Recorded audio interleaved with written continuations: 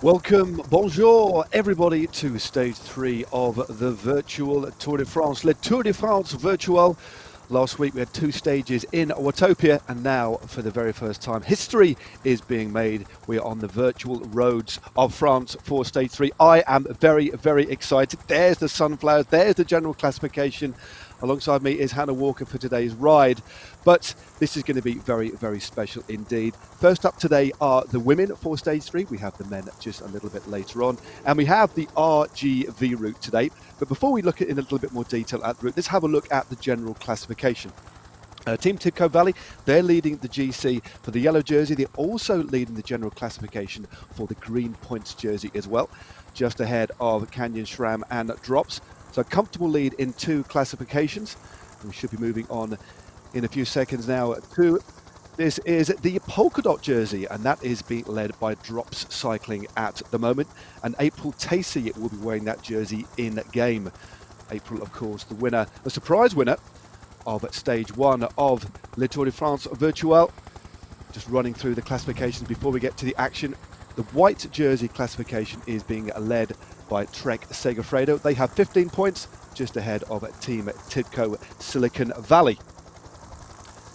As we just look at some of the beautiful views you're going to see today, it is absolutely wonderful. So Hannah is just on the left-hand side there in my virtual screen. Lovely to see you, Hannah. I mean, we had a wonderful 2 opening stages of the virtual tour, but now we're in France. Both you and I have ridden these routes. This is going to be an exciting race.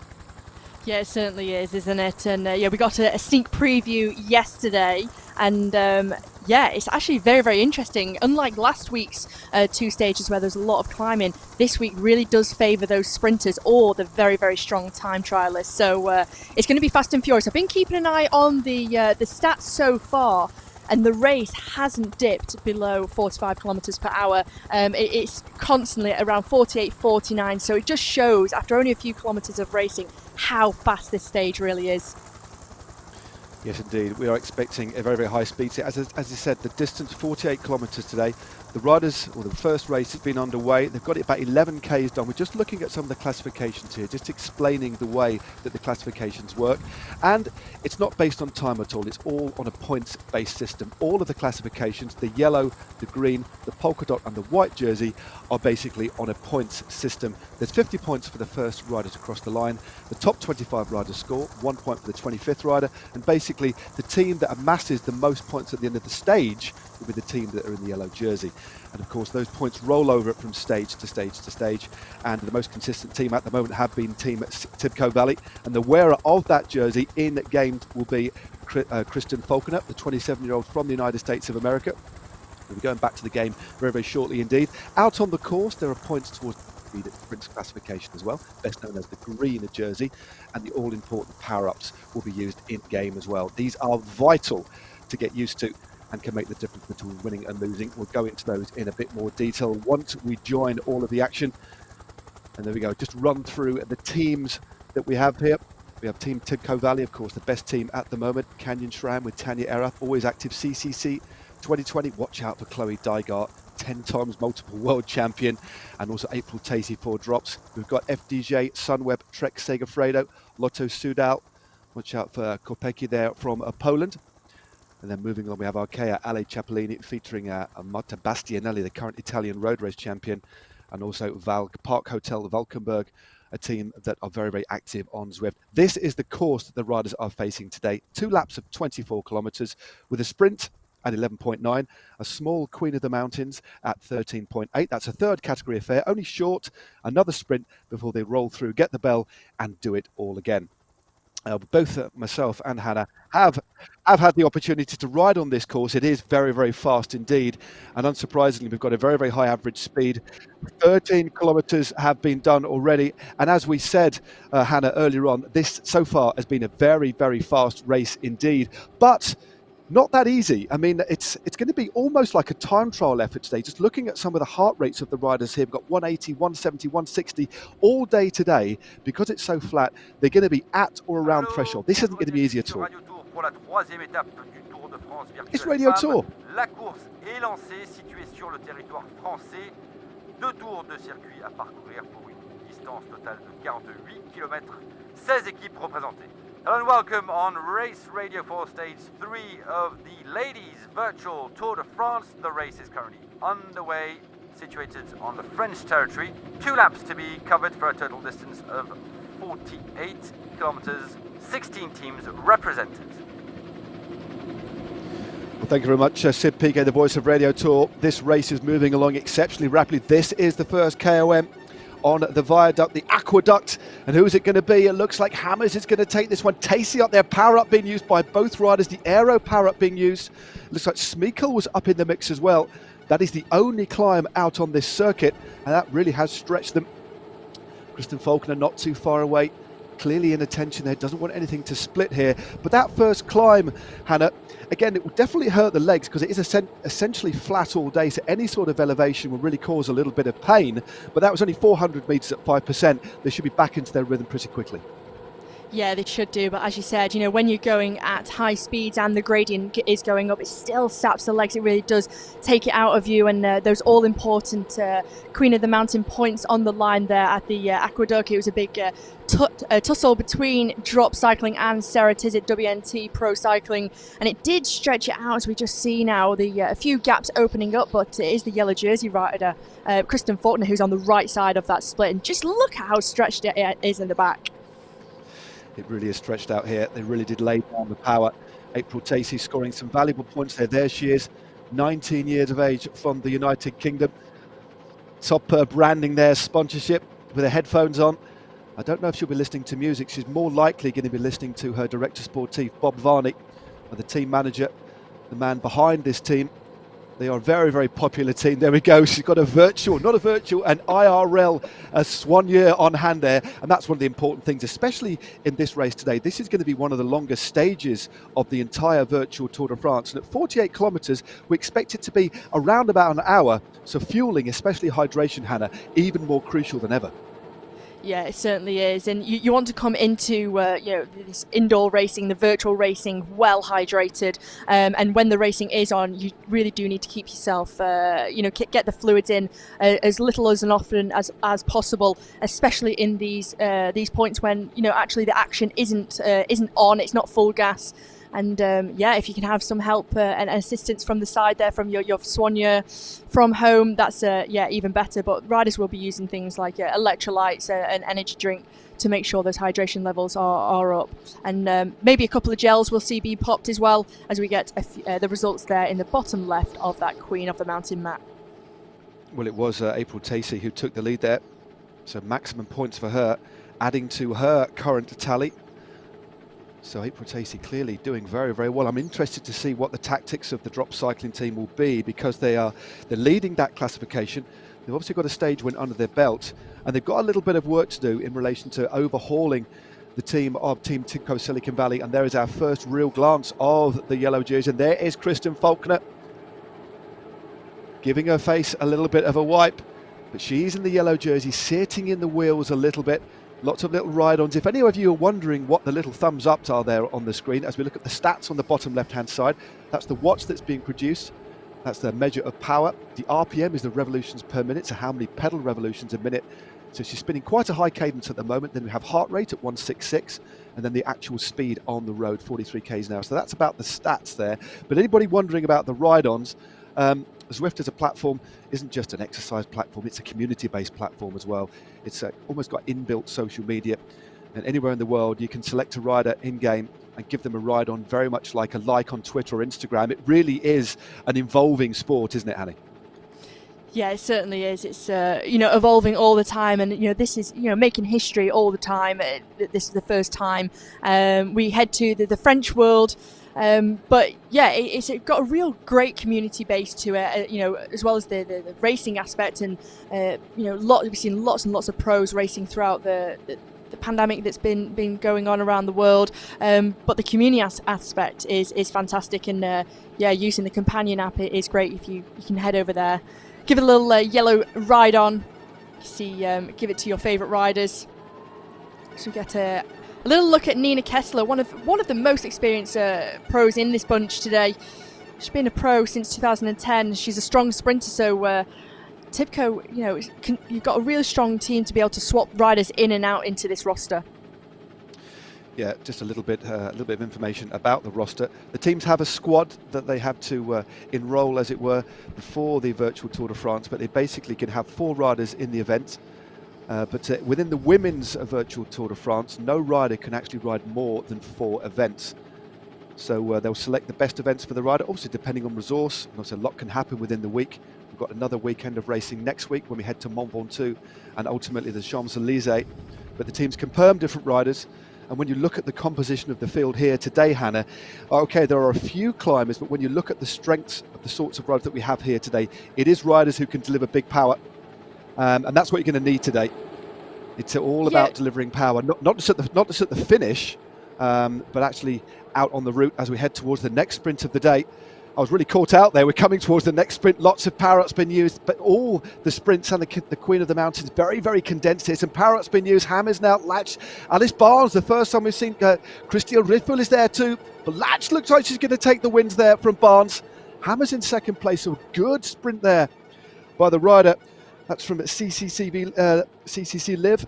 That Marta Latch, good win by her. We'll get confirmation of that in a moment. But it's really interesting. The way they've designed this course, Hannah, it's a very concentrated period of action. We've got the points, the QOM, and then another point. So it's really going to be difficult to recover in between the efforts. Yeah, and I think that's just testament to the riders as well that you want to bring into your squad. Which riders can ultimately recover very, very quick. So this will suit riders like sprinters or even track riders. If they've got a quick recovery, you get a little look, picture in picture of Marta Lack there, the Polish rider from CCC Live. But yeah, it's all about recovery because it does come in quick succession. So, only a couple of K ago, we were on the Queen of the Mountain, then we're straight into another sprint. But now the riders do have a little bit of time to get recovery, get hydrated again, take an energy gel if they need it. And also just suss out who's in the group as well, which riders they need to be mindful of, which ones they need to be aware of. We have, lost a number of riders. It is whittling down, but we still have a big group, Matt.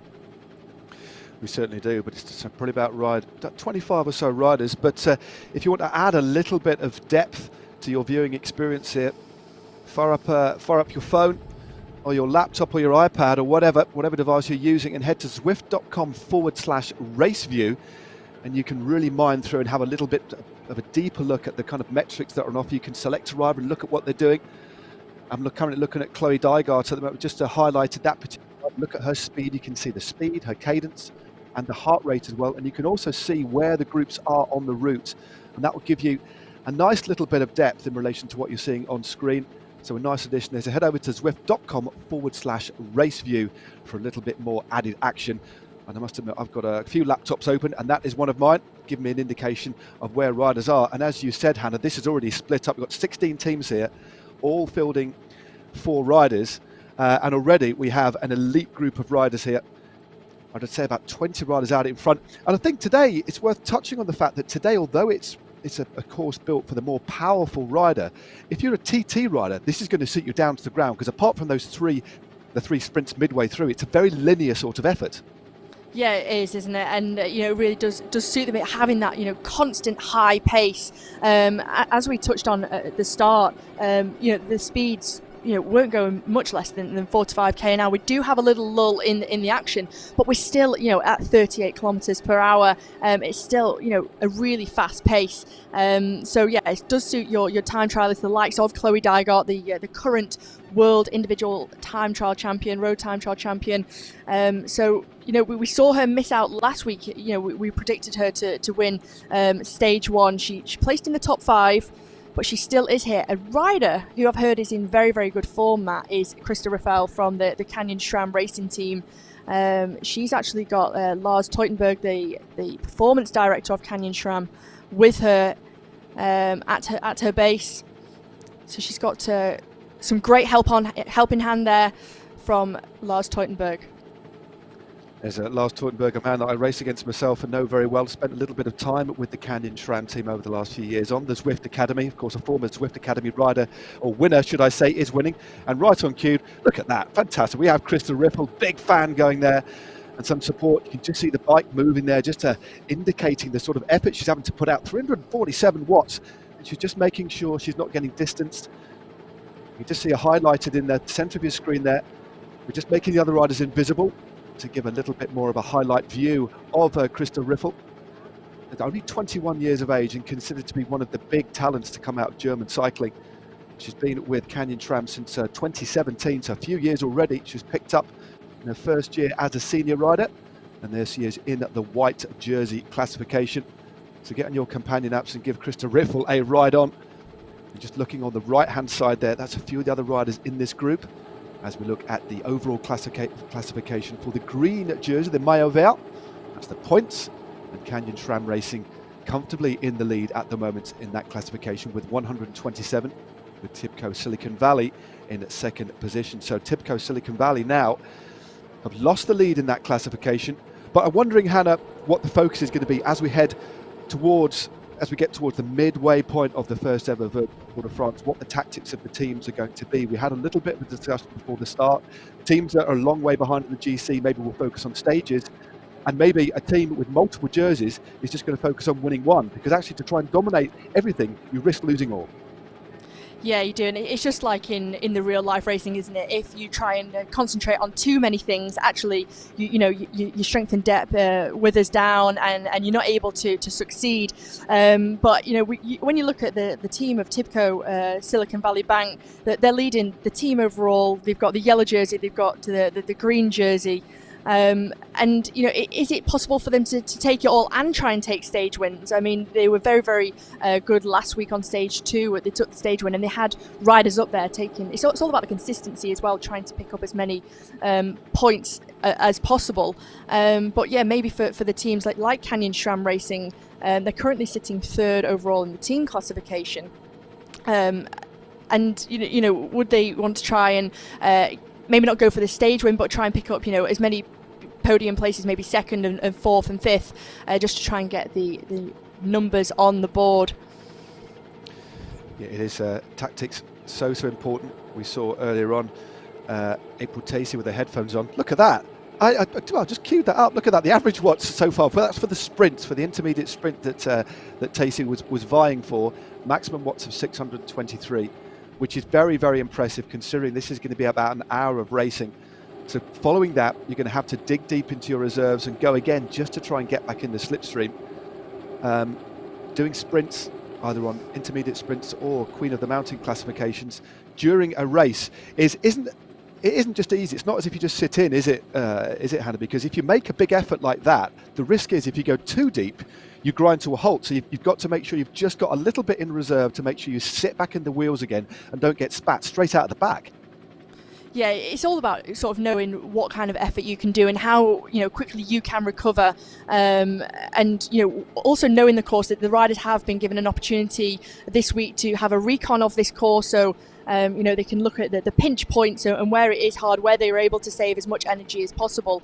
But it's worth noting, we spoke about hydration just earlier, but actually it's also about keeping your core body temperature as cool as possible as well. So you'll see on the live streams of the riders, they'll have fans in front of them, so trying to cool themselves down, because when you are racing indoor and virtually, your body temperature really does soar, and then it starts to affect your abilities and performance as well. So it's many factors, and knowing virtual racing as well, many factors can affect that performance and ability.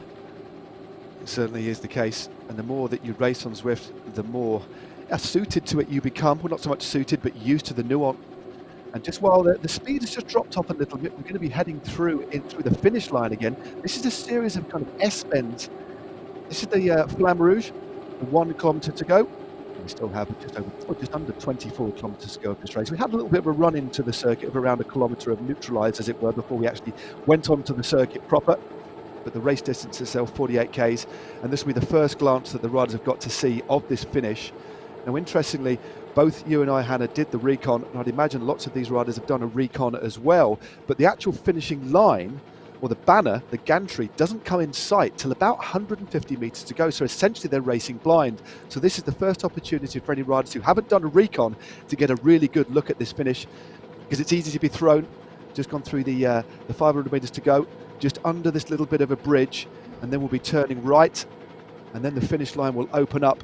So this is very, very crucial in relation to where your positioning is, because from that final turn it is only about 150 metres to go. Yeah, it's very deceptive, isn't it? It's quite easy to see, you know, the bridge that you go under, and then start to see all the finish livery and kind of go early. But it's from this point here where you start to bear to the right, where actually you only get your first sight of the finish line. But you actually probably want to be starting your sprint to the finish just a little bit before then, to try and really maximise, you know, your power and your lead over your opponents. But those riders who haven't done the recon, you know, they are at a little bit of a disadvantage, but they do get one opportunity now to see that finish straight. They do also get another opportunity now, as you can see a few power-ups being used to get another power-up to be able to use. So as you can see there, a few draft and the featherweight power-ups. And power-ups, of course, are absolutely crucial. We saw them at the top. We've just been talking through the racing and the way the points are distributed in relation to the overall classification and the other intermediate classifications. But power-up's such an important part of racing on the Zwift platform. It does take a little bit of getting used to, but if you use them at the right time, timing of the power-ups is crucial. Getting the right power-ups is rather random. Once you go through a Queen of the Mountains arch, the finish banner, or a sprint arch, you get given or assigned a random power-up, and then it's up to you when you use it in-game. As we look at Tanya Erath, a rider who's no stranger at all to Zwift. She's done many, many races in the past. She's very powerful indeed. She was drafted on to the periphery of the German Olympic team pursuit squad. She's very, very fast at the finish and was finished in the top 10. Actually, Canyon Schramm finished 3 riders in the top 10 on the opening stage of the virtual Tour de France. And she will definitely be one of the riders to watch at the finish, but looking comfortable. But it's worth, as we head into lap number 2, I think, Hannah, explain to us briefly the power-ups, because they're crucial, aren't they? Yeah, they really are, and you know they act in a way of you know, a substitute of the variables that you would find in real life racing. So we've got a number of power-ups. We've got the lightweight feather, which reduces your weight by 9.5 kilograms. That's only for 15 seconds. We have the draft boost, which is a little van icon. That increases the draft effect you're experiencing for by 50% for 30 seconds. Aero boost, which is the little aero helmet one, makes you more aerodynamic and reduces your CDA by 25%, and that lasts for 15 seconds. So this is the one that riders will want for the finish, I would assume, today, and that would be my favourite to go for. We also have the burrito, which makes you undraftable for 10 seconds, and invisibility, which is the ghost one power-up, that makes you invisible to other riders for 10 seconds. Now, the last two, they're event only. So if you haven't raced on Zwift before, you won't ever have experienced those two power-ups. So it really does show that, you know, the benefits to racing on Zwift and getting a feel and getting some experience under your belt. Which power-up riders get, just to add, is random. However, you can't choose which one you get as you go through one of the banners. It's completely random, and you might not find that you get the one that you are wanting. Well, there we go. That is a little bit of a chat about the power-ups. As we look at Lily Williams from Rally Racing, another team riding exceptionally well so far. They've got a good squad with them. Megan Jastrab, she's only 18 years of age. I think she's still in this group. She is the current US road champion and world junior road champion. Sarah Bergen, Lily Williams and Alison Beveridge. That is the rally lineup. Looking very, very well, looking very good at the moment. Now, the riders, as we talked about before, have had the opportunity to ride on this particular circuit. There's a couple of secret rides midweek, so riders get the opportunity to drop in and have a little look at the worlds. I think most riders have taken that opportunity, but importantly, you can ride here as well. You can ride the L'Étape du Tour virtual as well. So today, if you log in to Zwift using your companion app or via the website, go to zwift.com/events, you can actually ride the virtual Étape, and you can ride on these very roads. So each day that we get a race, a new world is unleashed, and this is the first time ever, of course, we have had a French world, and I can tell you it is great. As we look at all of the riders, look at that, picture in picture of all of the field, or pretty much all of the field here in their various caves, some indoors with a fan, some out on the patio, some in the back garden. And setups absolutely crucial. Some very, very interesting setups we have. as we move back to this elite group of riders. April Tacey moving to the front now. And I think, Hannah, with 20 Ks to go now, riders are going to be thinking about what their tactics are going to be. Teams are going to be constantly communicating with each other to make sure everybody's there. Or if things haven't gone according to plan, what they're going to do next. So each team has to be dynamic in relation to their decision-making process out on the road. Yeah, it's just like in real life racing, isn't it? The sports directors are able to communicate with the riders. They can get an in-race view of them as well, so to give them tactics, to give them feedbacks. All teams will have gone in with a game plan of what they want to do, what they want to focus on. But of course, things do change on the road. So riders might be using things like Discord or WhatsApp with their group of riders that they're with their team, to sort of go through the tactics. And if you have, maybe not been as successful or you've been dropped, it's also kind of giving a bit of feedback to the other riders to let them know that you are in difficulty. You're not able to maybe fulfill your job of what was set out prior to the race. But it's really important to have that communication with each other, and to even sort of look at what you need to, what points you need to pick up on the road into the last lap as well. Obviously, we have 2 more sprints and 1 more Queen of the Mountain, and then there's points on the finish line which are vital. Oh, they certainly are. Points on the line for the finish line for the general classification, 50 points for the win, so a big boost for the winner. And there are points on the finish line for the sprints classification as well, as you get in real life. And we should be getting our first interview very shortly. I believe we may be going to April Tacey, and there she is in the polka dot jersey. So we should be having a chat with her very, very shortly. And there she's looking very comfortable at the moment. 150 watts or thereabouts is something she'll be coping with pretty well. Sat in the middle of the pack. She will have the benefit of the slipstream. Now, in game, just as there is in real life, there is the benefit of slipstream, so it isn't quite as hard as riding on the front when you're sat on somebody's wheel. They are saving around 20 to 30% of their energy. And actually the game designers, the engineers have actually tweaked with the algorithm within the game of Zwift specifically for this Tour de France to make it a little bit more like riding in real life in relation to slipstreaming. And here's the interview with April coming right up.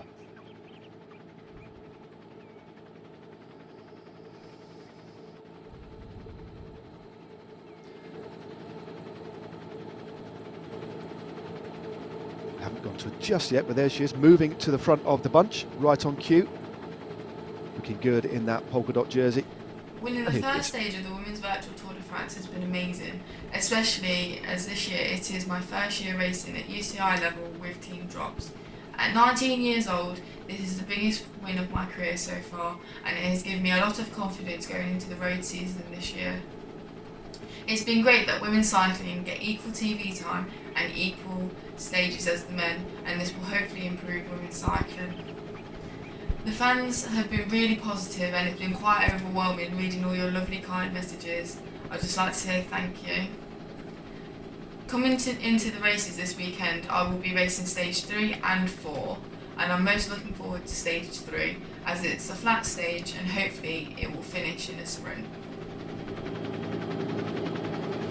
There we go. April Tacey, just describing how important it is for her to have got that win the other day, and also for women's cycling. Again, complete and utter parity here. It is one of the most important messages that's been sent out over the last couple of years in relation to racing on Zwift, also the Tour de France. So we have the same stage distances and basically the same everything. In fact, the women are up first on every occasion. But good to see April Tacey, a star for the future and a star of today. In fact, that was one of the biggest results for team drops, that stage win. And she's in the yellow jersey and deep into lap number 2 of stage 3 of the virtual Tour de France. Things have settled down a little bit, haven't they, Hannah? But this is really going to be a calm before a storm. As we look out to the left-hand side, that's a virtual rendition of Mont Saint-Michel, or shall I say inspired by Mont Saint-Michel up in Brittany. This world that we've got on Zwift here, the Route Grande Vitesse, RGV route, is essentially bringing together all of the key, beautiful, cultural, topographical component parts of what is good about France. What we're used to, of course, normally the Tour de France would be, there'd be about, I don't know, stage 10 or 11 of the Tour de France will be going on right now. So for the first time, we've got the virtual Tour de France bringing together everything that is special about France, and that was something along the lines of Mont Saint-Michel. And there we go, another superstar of the sport there, Hannah, Chloe Dygart. Yeah, one of the most powerful and fantastic riders of recent. She won back-to-back junior world titles in Richmond in 2015, and since then, she hasn't stopped. Broke the individual pursuit record, world record in Berlin back in February. A fantastic time trialist, individual pursuiter, and also in road racing. Just extremely strong, real burly rider. She'll be one to watch out for Team 2020 today. I know very experienced on Zwift as well, Matt. Yeah, she certainly is. She's won a couple of races on Zwift. I think you might have commentated alongside me, actually, Hannah. She won on the Richmond course in one of the Zwift Classics maybe a year or so ago, emulating her win as a junior in the World Road Championships. Well, I was actually speaking to Chloe Dygart the other day, and she was actually quite disappointed about her top 5 place. She said all credit to the girls that finished in front of her. Of course, April Tacey took the win there, but it's all about timing. And she might be the most powerful rider on paper, but getting a sprint right on Zwift, just as it is in real life, it isn't just about who's got the most absolute power. It's all about timing. Obviously, the use of power-ups is that little additional factor that makes things so exciting, so unpredictable. But as in real life, Hannah, timing of a sprint is absolutely crucial, isn't it? Yeah, it's the timing, but also the patience as well, isn't it? It's no matter how much power you've got or speed or strength, if you go too early, at some point the legs will run out. And kind of that's what we saw last week. April Tacey, powering over everyone and just timing hers to perfection. Dygart did go a little bit early, but I do think after that disappointment and having that bit between her teeth now, she will want revenge today. She does look very comfortable. What we saw her just then in the live picture, she looks very comfortable, very happy with the way the race is going, sitting comfortably in the bunch, and kind of no showing so far in the sprints or the Queen of the Mountains, but perhaps saving it all for the finish. I think when you look at the general classification in relation to the yellow jersey, of course, the coveted maillot jaune for the first time featured in-game on Zwift. It is very, very special. So each stage, history is being made. But when you look at the general classification, maybe Team 2020 are looking towards individual stage wins rather than getting anybody up there in the yellow jersey, because they are quite a way behind in terms of scoring points. And I think we're going to see that those decisions evolve. But for me, Chloe Dygart, this sort of course, it's going to suit her down to the ground, sitting in the wheels, conserving as much energy as she can. But she is one of those few riders that could afford to leave it to a sprint. But because of the power that she can put out, she could be one of those few riders that could actually go long and hold them off to the finish. So although it's looking like this could be a bunch sprint, and that's what we expect, there is still the opportunity for somebody to maybe drop a power up at the right time, maybe drop a burrito, a van power up, a draft power up, and go for it long and hold on. Yeah, it could, or even if you had the ghost power up, really put in a big effort, drop the invisibility power up, and no one will actually see they've attacked for the 10 seconds. Means they can get a really good gap on the bunch, and before the bunch have got time to react, they really do have a big lead. And then teams might start looking at each other thinking, well, I'm not going to chase, I don't need to chase this rider, and sort of leave it up to the other teams. And once you get that a slight delay in the peloton before they start to chase, before you know it, the rider out front has a lead of 15-20 seconds, and the likes of Chloe, very, very capable of doing that. Indeed, it's one of her teammates, and that's Jasmine During from Canada, 28 years of age, a very, very good rider indeed. The former Pan American Games champion back in 2015.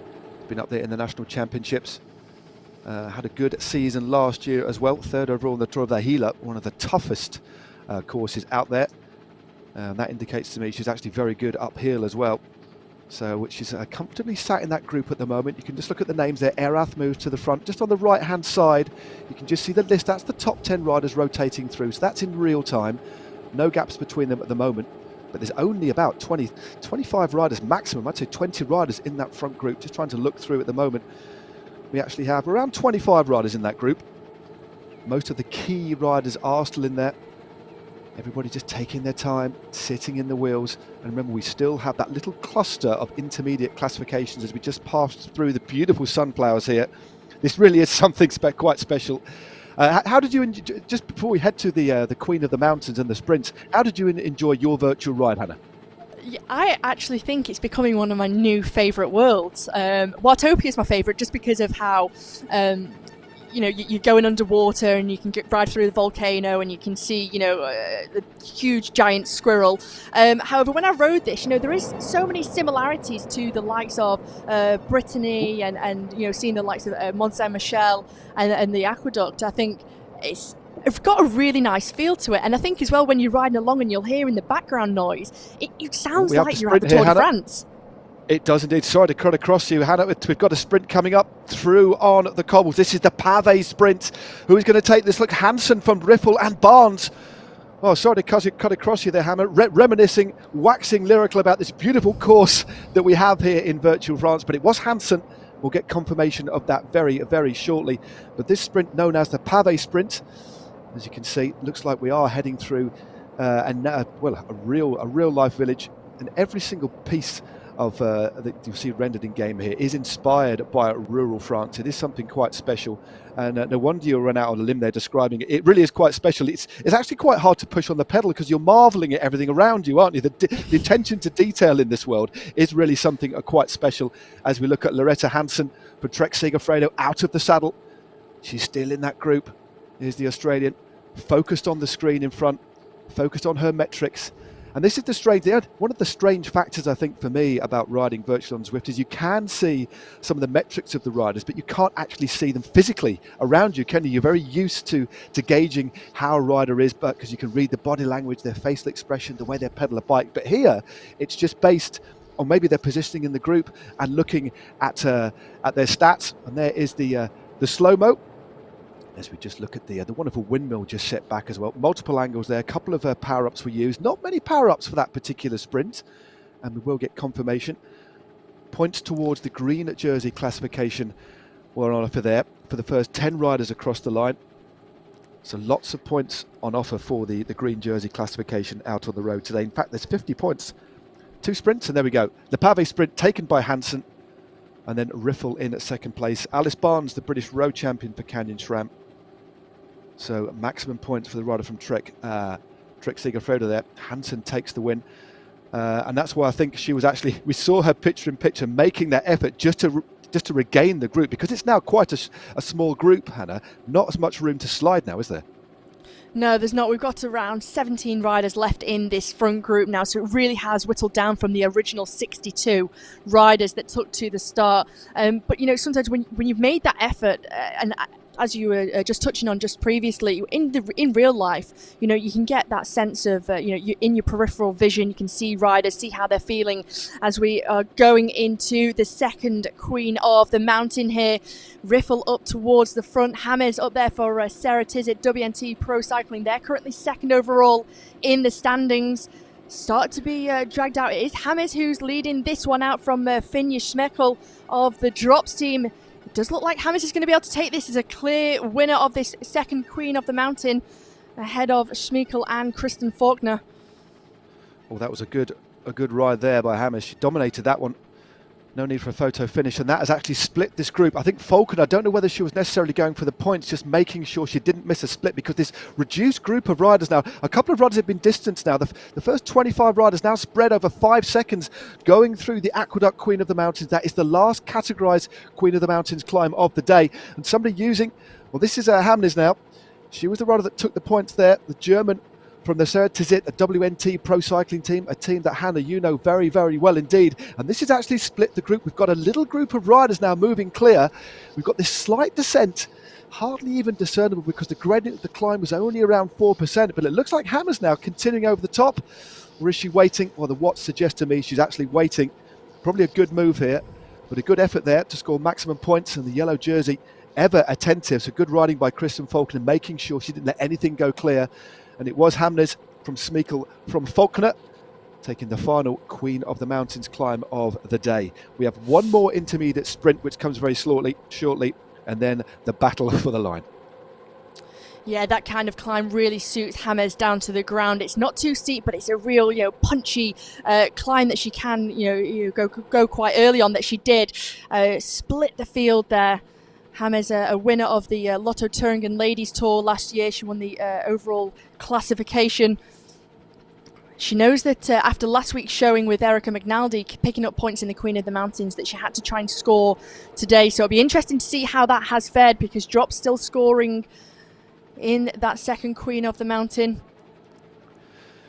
The Drops are doing well. Back to Christa Riffel, the 21-year-old German for Canyon SRAM. You just see the amount of effort she's having to put through the bike there, constantly being urged on by the colleague there, and a very professional setup. Nice Canyon SRAM backdrop. Again, the Tour Virtual, such an important part of the team engaging with the fans. An exceptionally important platform for their sponsors, of course, in the absence of racing in real life. But I think the success so far of this virtual Tour de France, hopefully we'll get something in the future. Again, there is the classification for the Queen of the Mountain, still being held by Drops, 26 points to the good, ahead of Ceratizet WNT. Maximum points on the last climb wasn't enough to claw back the lead, but it was only a third category climb, so Drops will go into stage 4, still leading that classification. So good riding by Drops. But now, what are they going to do towards the finish? Because Tacey is in the Queen of the Mountains classification, but given the kick that she's got at the end, you cannot rule her out for a second stage win here, and that would be something very, very special. 40 kilometres under the wheels, Hannah, 8.9 k's to go, and we've still got another intermediate sprint. We've got the Ballon sprint with around 6 kilometres to go, so a very, very tough finish here. So you've really got to sort of know what your tactic is, so you cannot afford to spend your pennies too early, as we look at Lily Williams here. And again, this group reduced down now to, I think it's 25 riders in this front group. Yeah, you certainly can't. As we start going towards the Ballon sprint, as you start to wind round the sunflower fields and the vineyards here, you can actually see the sprint up ahead. But again, it's all about the timing and patience. Although you can see the sprint banner ahead of you, not to go too early. Try and time it to perfection, and this will be the last opportunity for riders. If they haven't already got the power up that they're looking for, this will be one of the last opportunities to pick up one of those power ups for the finish. As you can see, it's actually got a little bit cagey now, Matt.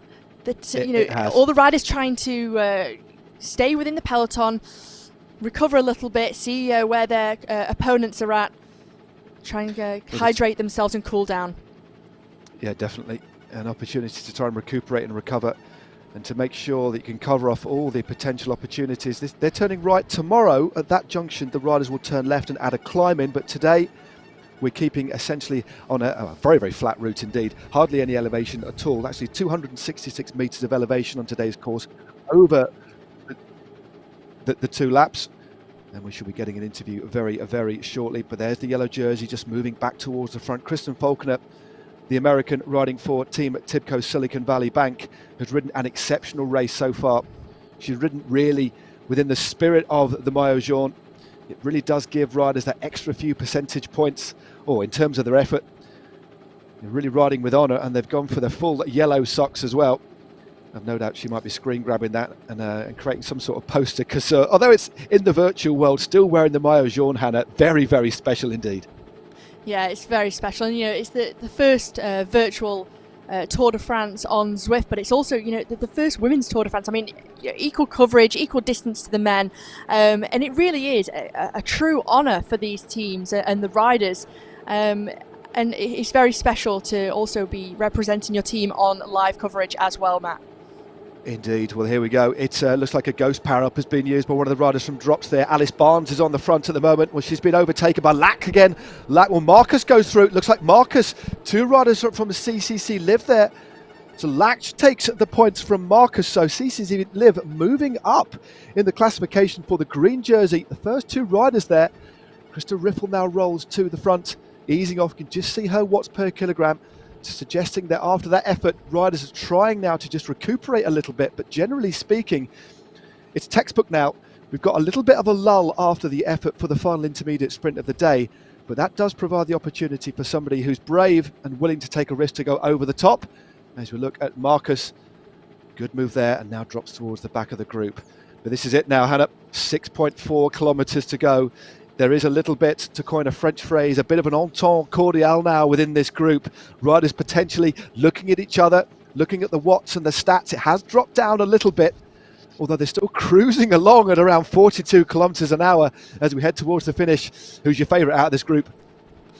It's difficult to tell, but I think Dygot's still up there. You know, she's going to be one of the favourites if she can try and time that sprint to perfection today. But you know, really, we can't even rule out Tacey, a winner from stage 1 fast sprint, and she's got so much confidence to take into stage 3 today. Just caught a glimpse actually of Megan Jastrab as well, the junior road world champion in the Madison and Omnium as well. So. Be interesting to see what she can do for the rally team. We've been hearing that they've brought in Holden Comu to the team, who's a very experienced Zwifter, to give some tactics to the riders and to help them out for this virtual Tour de France.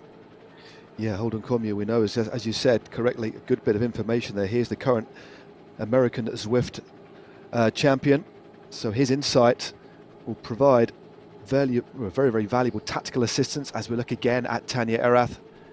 Around to just over 200 watts. She looks very, very comfortable there. I'm wondering if she looks like she's mouthing something there. She's obviously got her headphones on, perhaps talking to her teammates, because we know we've got Alice Barnes in the front group, the British champion. I think Canyon Schramm, in terms of numbers in the front group, are looking very, very good. They've got Tanja Erath, Alice Barnes and Krista Riffel all in the front group. I haven't seen Rotem Gafinovic from Israel, but they are one of the few teams with good number. And there is Tanja Erath rolling through. Tacey is there again. Matheson, just looking through some of the other key sprinters. Chloe Dyger, as you mentioned earlier on. Jasmine Doering is there. Pauline Allen. And we have, as I said, around 25 riders in this front group, but nobody wanting to go early. And there is the green jersey classification. The last sprint is done, although there will be points awarded on the line for the first 10 riders. But Canyon Schramm, regardless of what happens in that sprint, they will go into stage 4 with the green jersey on their shoulders. So good work there by Canyon Schramm. But with 3 riders up in front, Hannah, they're looking good to score a really nice amount of points today.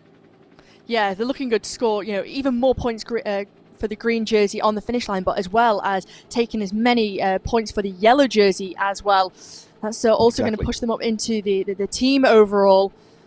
See Kristen Faulkner, the rider in Vision right now, who has the yellow jersey on her shoulders. They'll be looking to try and defend the jersey today. But I think, you know, we're seeing Tanja Erath on screen earlier. She's obviously communicating with the headphones in, talking to her teammates, you know, via WhatsApp or Discord or something, other form of communication.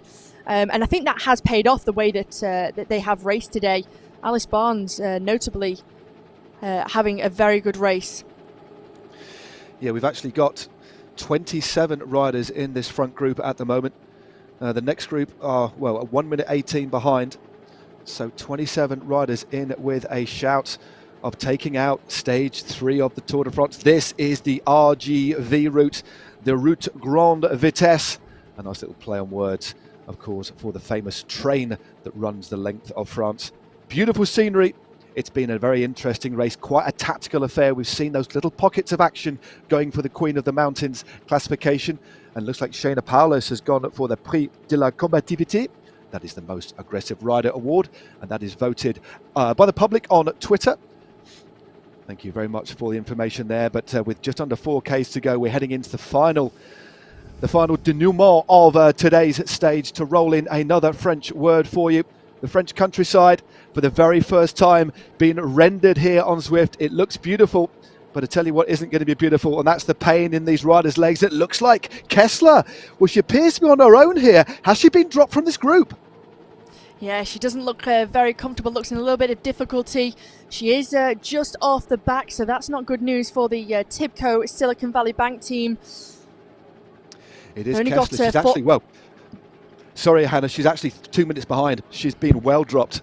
So she is 2 minutes adrift at the moment. Not a good position to be. So this is this nasty little section here. This really does throw you in game a little bit. It's slightly disorientating. You still got to press on the pedals, but this is a series of S-bends as we look at this wonderful shot of all of the riders. Varying styles on the bike, varying positions. Bottom right there, that is Alice Barnes. Her sister, of course, rides for the same team, but Alice Barnes in that British Champions jersey looking very, very good. And Alice is one of the riders, Hannah, in that front group who's got a real good punch. Yeah, she's got a very, very good sprint, hasn't she? And she can also go long. She can time trial. She can, get up the short, punchy climbs. But also, she's very, very tactically aware of what's going on. She's, been riding Zwift for a long time, and if she's, done a recon of this course, she'll know after lap one what it's like going into the finish. But she really does pack a good punch. So, how she won her national title last year from a small group, was able to use that explosive power. Looking very comfortable as well. And of course, she can not only deliver a punch at the finish, she is the current British time trial champion as well, so she can do it all. She is an exceptionally gifted all-rounder, and she has the benefit of two teammates. I'm interested to see which way Canyon SRAM Racing do this. We have seen in Zwift racing in the community the emergence of lead-outs, but given the size of this group, it maybe doesn't suit it. Although we do have a couple of riders in there from CCC Live. We have Marcus and Latch, who are going very, very well on the climbs, all about the power-ups. A couple of riders using their featherweight power-ups, a couple of riders from FDJ. Emilia Farland is in that front group. Jade Veal is there, the French road race champion. 1,900 metres to go, and the road here in virtual France on the RGV route continues to twist and turn. And remember, from the last lap, they can only see the finish line with around 150 metres to go. So, Hannah, crucial to get the timing right. We are going to see the sprints launched way before that finish at that last right-hand corner, aren't we? Yeah, we'll see it go quite early. And it's interesting to see that riders have already dropped their power up. But it's very important now for riders to make sure they're in around the top 10 position, not too far back. A rider from CCC Live just coming back into the peloton here. There's Chloe Dygart, Krista Raffel up towards the front. Tacey from the Stage 1 winner from Drops is up towards the front as well. But as we wind through these French roads, only 1.2 kilometres to go.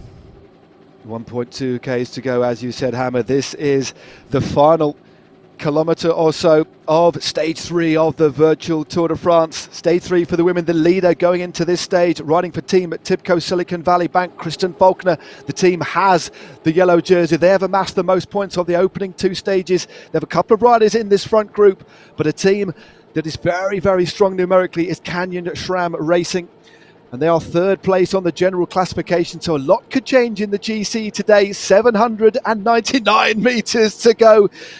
Just looking at this beautiful French countryside rendered for the very first time here on Zwift. The speed is starting to creep up. We're around 50 kilometres an hour with 500 metres, so 600 metres to go, should I say. Riders now vying for position.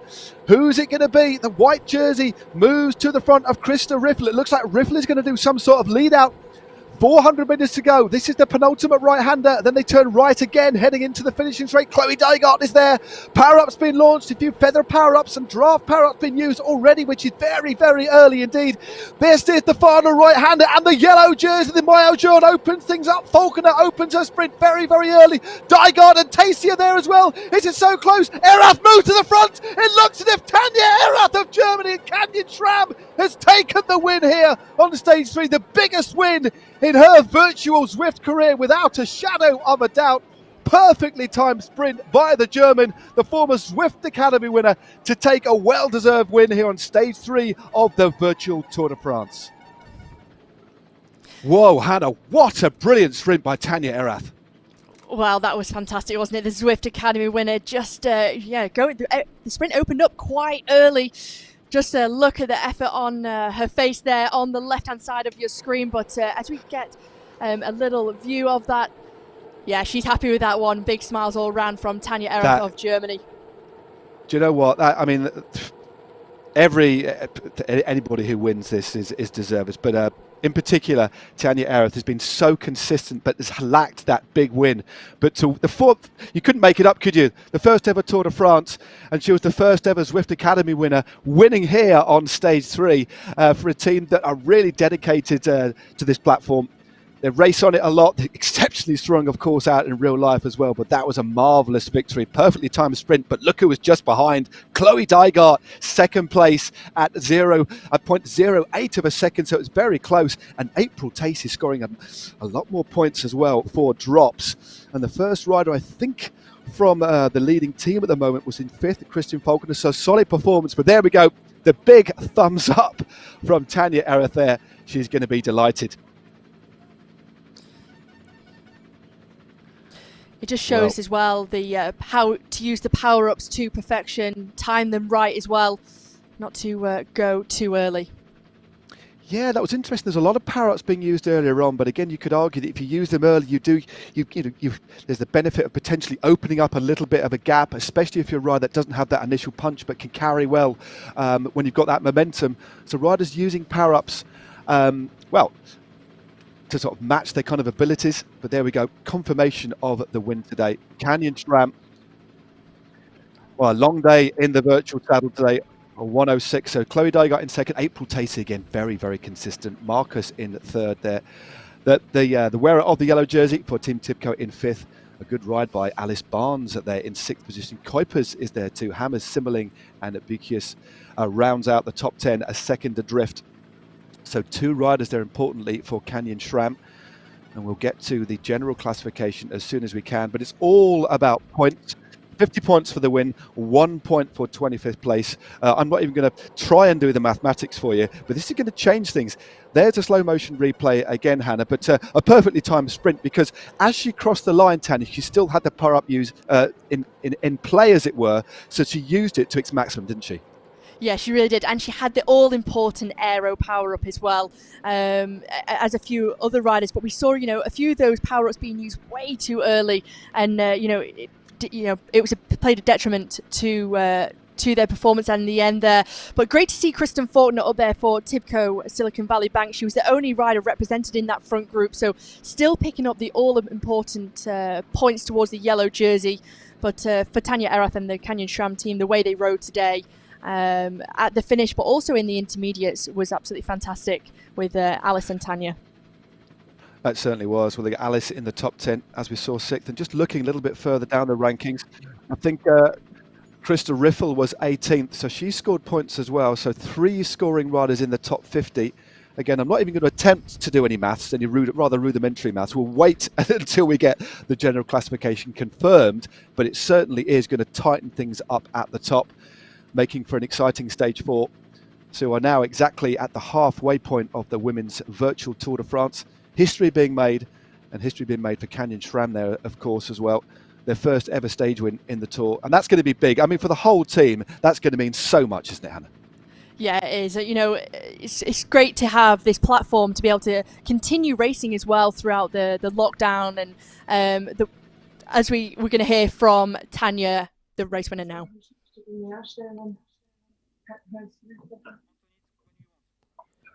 Tanya Ereth, winner of stage 3 of the virtual Tour de France. Many congratulations. Summarise your emotions for me on taking a stage victory on a platform that you know may be better than any other bike rider. Well, I'm super happy to win after the last stage. Yeah, I wasn't really disappointed because I really wanted to get that green jersey, and that went well. But yeah, stage win is always something special. So I thought, yes, this is kind of my thing. So I should win a stage. And that it worked out now makes me super happy. I noticed just before the race that you really have been doing the work on Zwift over the last few weeks. I mean, this week you already rode nearly 250 kilometres. They talk about the Zwift IQ, the knowledge of the game. How much has it helped you this week? Well, I think it's like in a normal bike race as well. Like it's a lot about positioning and timing. And yeah, I raced a lot on Zwift, especially in the last few months. And I could really see my knowledge increasing and improving. So yeah, I think it's a big, like I say, really good to have the knowledge, to do well in the race. And finally then, we're going to finish on the Champs-Élysées, the virtual Champs-Élysées, the first time it's ever been raced. It suits a sprinter. Having got the morale from today, you fancy the Champs-Élysées next weekend? Yeah, absolutely. I mean, it's a dream come true to race on the Champs-Élysées. If not in real life, then at least virtually. So yeah, I'm really looking forward to that stage as well. And I'm going to give my best to go for a second stage win. Well, congratulations, Tanya Areth, winner of stage 3 of the virtual Tour de France. Savour this one. Well done. Thank you. Thank you. Bye.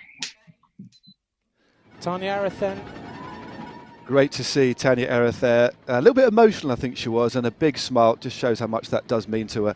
And as I think it's even more, I think it's more inspiring the fact that she actually came to race for Canyon SRAM because she won the Zwift Academy. That really is, it's come full circle really, Hannah. I mean, it's something very, very special. Let's just look at how that has affected the general classification. Team Tibco Silicon Valley still at the head of affairs with 197 points. But look at the team, unsurprisingly, that has now closed that gap. Canyon SRAM, 174 points behind, so only 25 points behind, drops at 150. CCC Live now move up as well to 144. Fifth is Shoair 2020 with 139.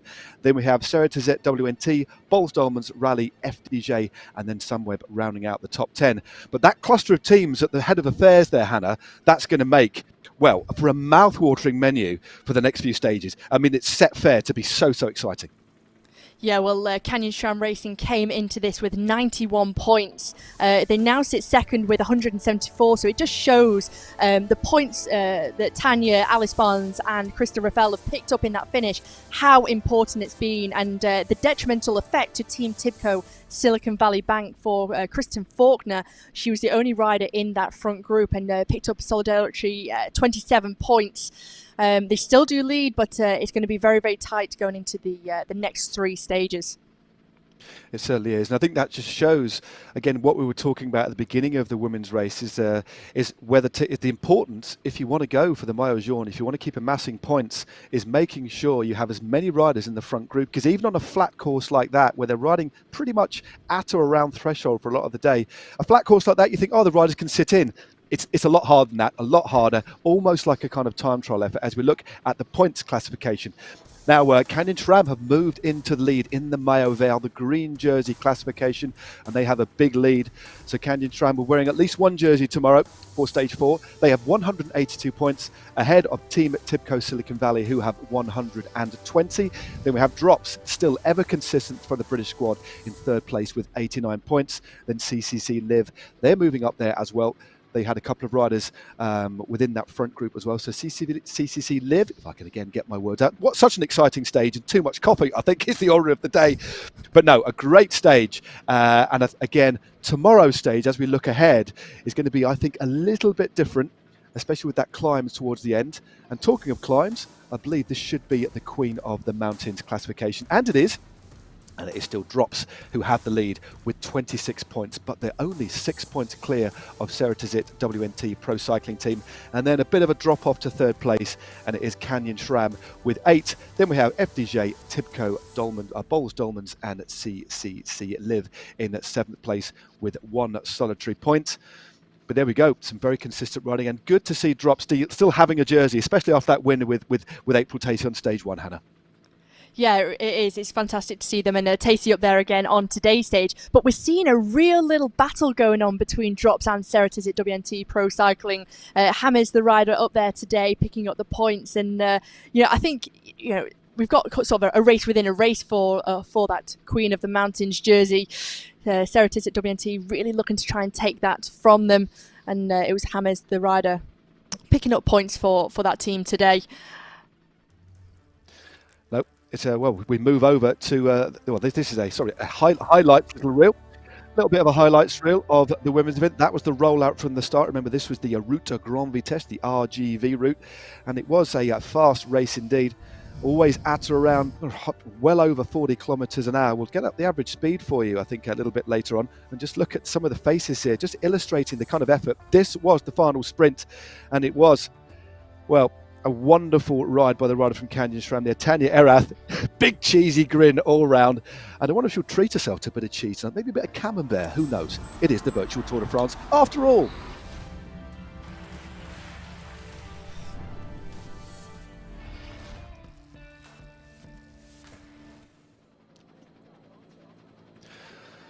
Welcome, bonjour, ladies and gentlemen, to stage 3 of the virtual Tour de France. We've already had the women race just a few moments ago, and it is now the turn of the men to battle it out for the very first time in French roads on Zwift for the RGV route. This is the course that we're going to be riding on. This is the situation in the general classification. It is NTT Pro Cycling who lead. They are the team who has amassed the most points in the Maillot Jaune competition with 130 points. It will be Ryan Gibbons who actually wears that jersey. He was the winner of stage 1. In terms of the green jersey competition, well, NTT very consistent. They are leading with 94 points ahead of Mitchelton Scott with 52. And CCC team in the orange with 44 points in third position. And it will be Edvald Børsenhagen, the 33-year-old powerhouse Norwegian who will be wearing the green jersey in game today. Now the King of the Mountains classification is on the shoulders of Israel Startup Nation, and the rider who will be wearing that jersey is 22, and it's Itamar Einhorn of Israel. So he has the prestige, he has the honor of carrying that jersey throughout today's stage. As we move to the final classification in terms of jerseys worn, and that is the white jersey classification. So complete, almost complete and utter dominance by NTT, the South African World Tour squad. They have 17 points and they will be carrying, or porting, as the French say, the white jersey, and that will be on the shoulders of another Norwegian from NTT, and that is the shoulders of Rasmus Tiller. As we roll through the teams, look at that. We have Egan Bernal, the winner of last year's Tour de France, one of the highlight riders. This field is absolutely stacked. EF Education first with classic specialist Stepman Mark. Nasser Bouhani is here, the Pugliest from Arkea Samsic. Groupama FDJ, Israel Cycling Academy, of course. Look out for Matthias Brandley. He's the former world hour record holder. Circus Wanter Gubert, Cofidis with Elia Viviani and his brother Attila. CCC, and then Bahrain. NTT, of course, they're going to be in yellow, or Gibbons is going to be in yellow. Trek Segafredo, Sunweb, and a Total Direct Energy. Then we have Team Rally. Watch out for Matteo Dalcin. And then we have BB Hotels, Vital Concept, and Astana. They are the teams that are going to be riding today.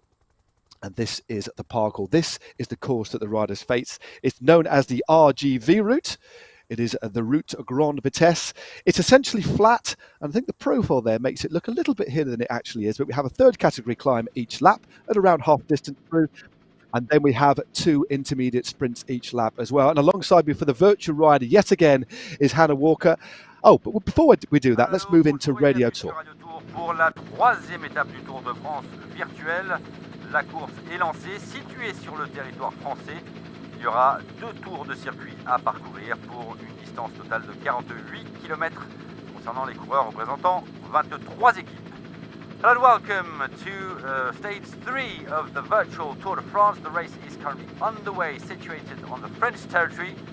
2 laps to be covered for a total distance of 48 kilometers for the riders representing 23 teams. Well, thank you there to Seb Piquet. Seb Piquet, the voice of Radio Tour, and we've already moved on. We've already had, well, we've got, as we can see, 13Ks already done. So this field absolutely rocketing along. Gibbons at the head of affairs here. We're moving on to the first King of the Mountains of the day. Of course, this is the Aqueduct. Let's have a little look at who's going to take maximum points, but the field really shredding on this climb at the Pont du Gard. Absolutely wonderfully rendered here in the world of Zwift for the very first time. And it looks like Ryan Gibbons dominating on the front. Has he left it? Has he gone a little bit early? Looks like Krieger goes through for Wanty Group Gubert.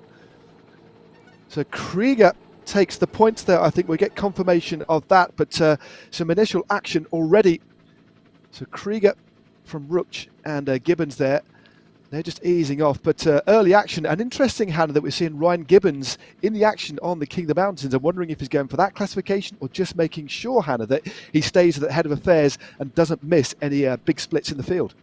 Yeah, it's interesting to see him make that effort there, but we do have a group of 4 riders going clear now. They've got a 3-second gap over Marina Hofland, Britton and Tiller. But very interesting for the yellow jersey to be in the breakaway. Could this be a tactic, though, that they wanted to do to try and split the peloton quite early? It certainly could. We've got a breakaway. Gibbons, Janssens, Rush and Krieger. They've only got 2 seconds, and Van Dijk and Jake Stewart there. Good to see the young rider Edvald Boasson-Hagen at the head of affairs, but the gap is coming down very, very quickly. It just didn't take long for them to neutralise that move. Straight back, as you can see, the green jersey in the mix there. So NTT Pro Cycling of 3 of the jerseys. Gibbons wearing yellow, Boasson-Hagen in green. As we look at Alexander Krieger, the German for Alpecin Phoenix. Just look at his face there. And I do like what he's done with a little mannequin. He's almost got a full-on cyclist. Looks a little bit like a kind of scarecrow in full pro kit on the right-hand side. Slightly alarming, but very effective. Yeah, looks great, doesn't it? And a great way to show off your sponsors in the background. But, you know, you can just see the determination and the focus on his face there. Can't, take your concentration off the race for a moment. It's forever changing situation in the race, and you can see the damage that King in the Mountain has done to this peloton. There's 92 riders took to the start, and there must be only around 35 to 40 riders in this group now. Yeah, it has whittled down, very much like we saw in the women's race. It really was decimated early on. So this group is down to maybe 30 or 40 riders, and there are the stats of Ryan Gibbons, just giving you an indication. There we go. He's in a room actually with his teammates, which is very, very interesting. So much easier to communicate. And we could just see one of the coaches in the background there. And that Arc-en-Ciel, not the yellow jersey, the rainbow bands on the wall is for their under-23 world road champion. But Ryan Gibbons putting out just over 300 watts. Very, very easy indeed. Yeah, he's looking very comfortable. Just out the saddle, maintaining his position in this peloton now. Able to recover very quick from the effort he made on the King of the Mountains. But as you said before, you know, actually it's great that they're all together in the same room, all the teammates. They've got a coach on hand as well to give them feedback and information. So there's no worrying about online communication methods like WhatsApp or Discord. They can all talk to each other and see how they're faring in the race. Change any plans if they need to immediately. As, we see a big attack from the young British rider Charlie Quarterman now from Oxford, from Trek Segafredo.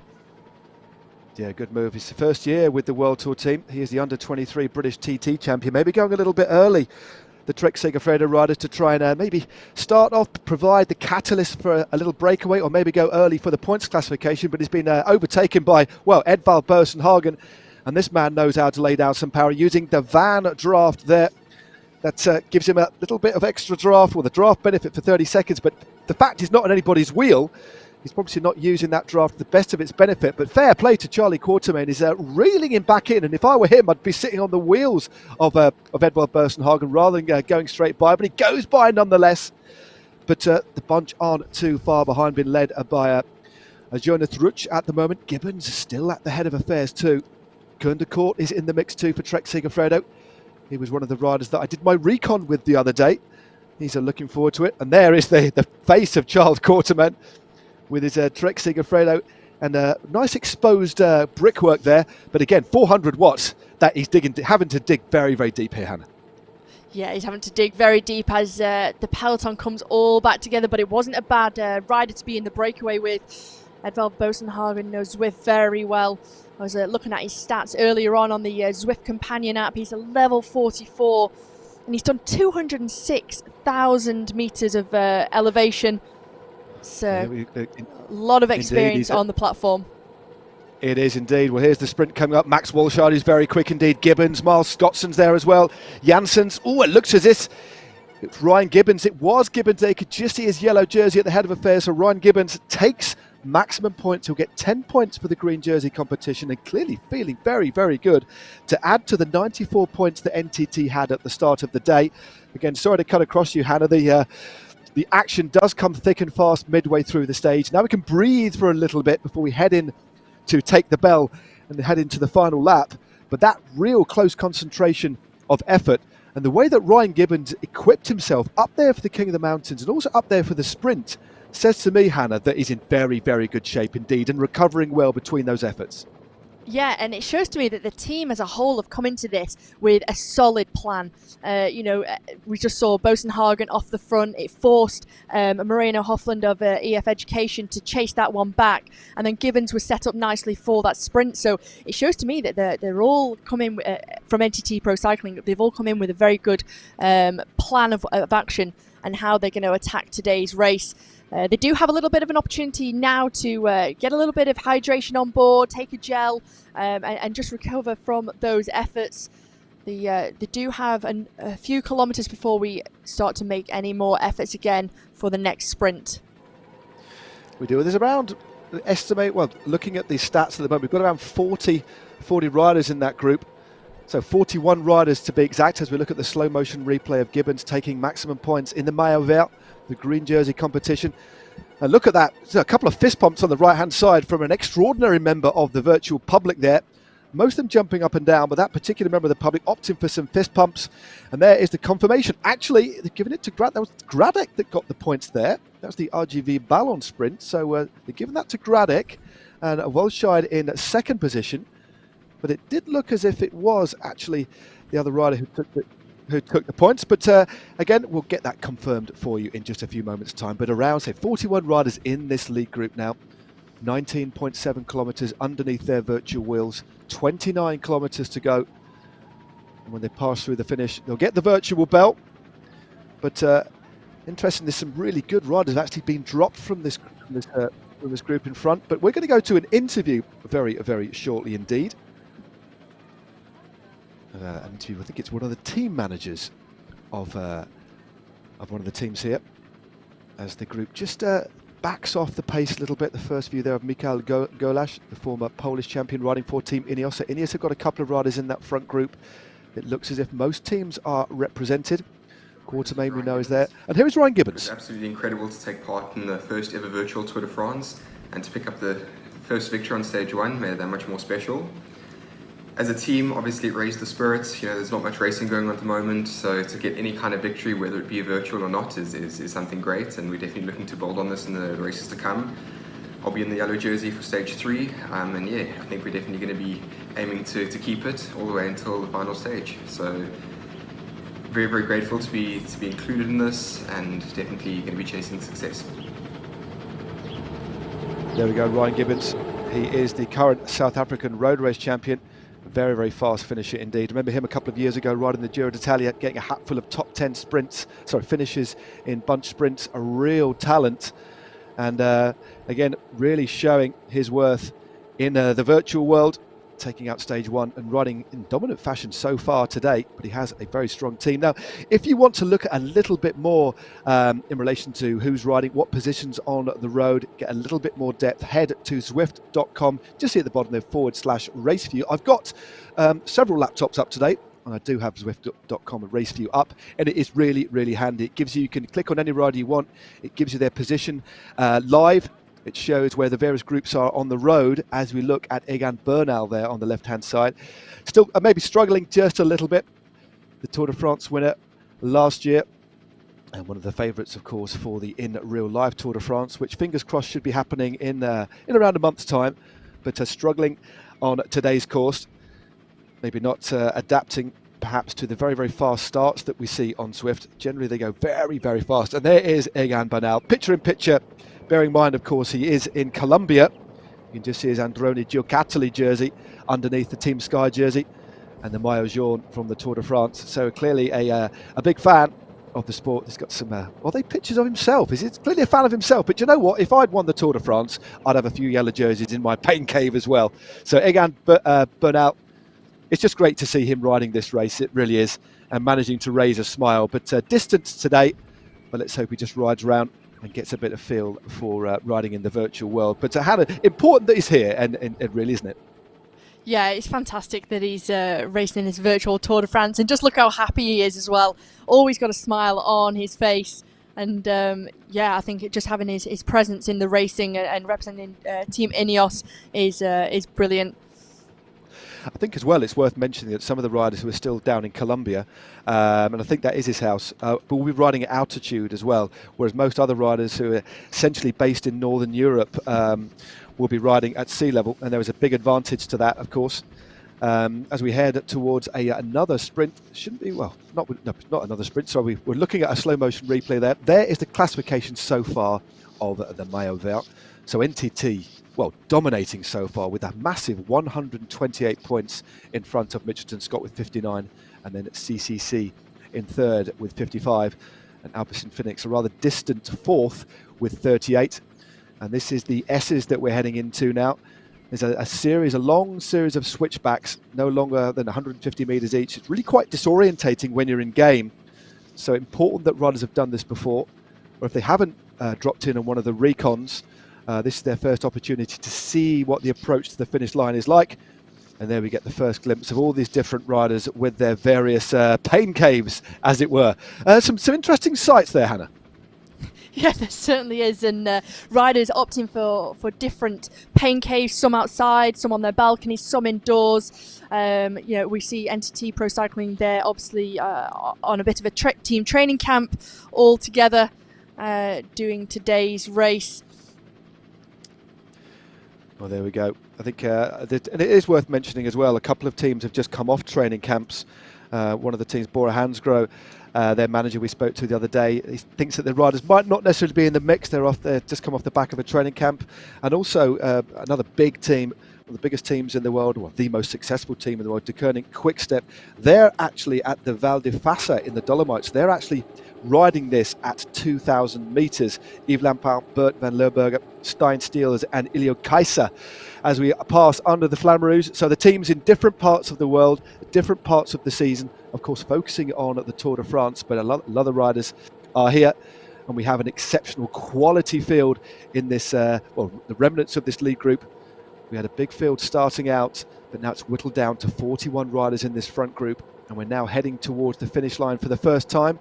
So an important opportunity here, Hannah, for riders who haven't dropped in any of the recon rides to see this finish for the first time, because as we saw in the women's race, the timing of the sprint crucial, especially with the finish coming only 150 metres after the final right-hand corner.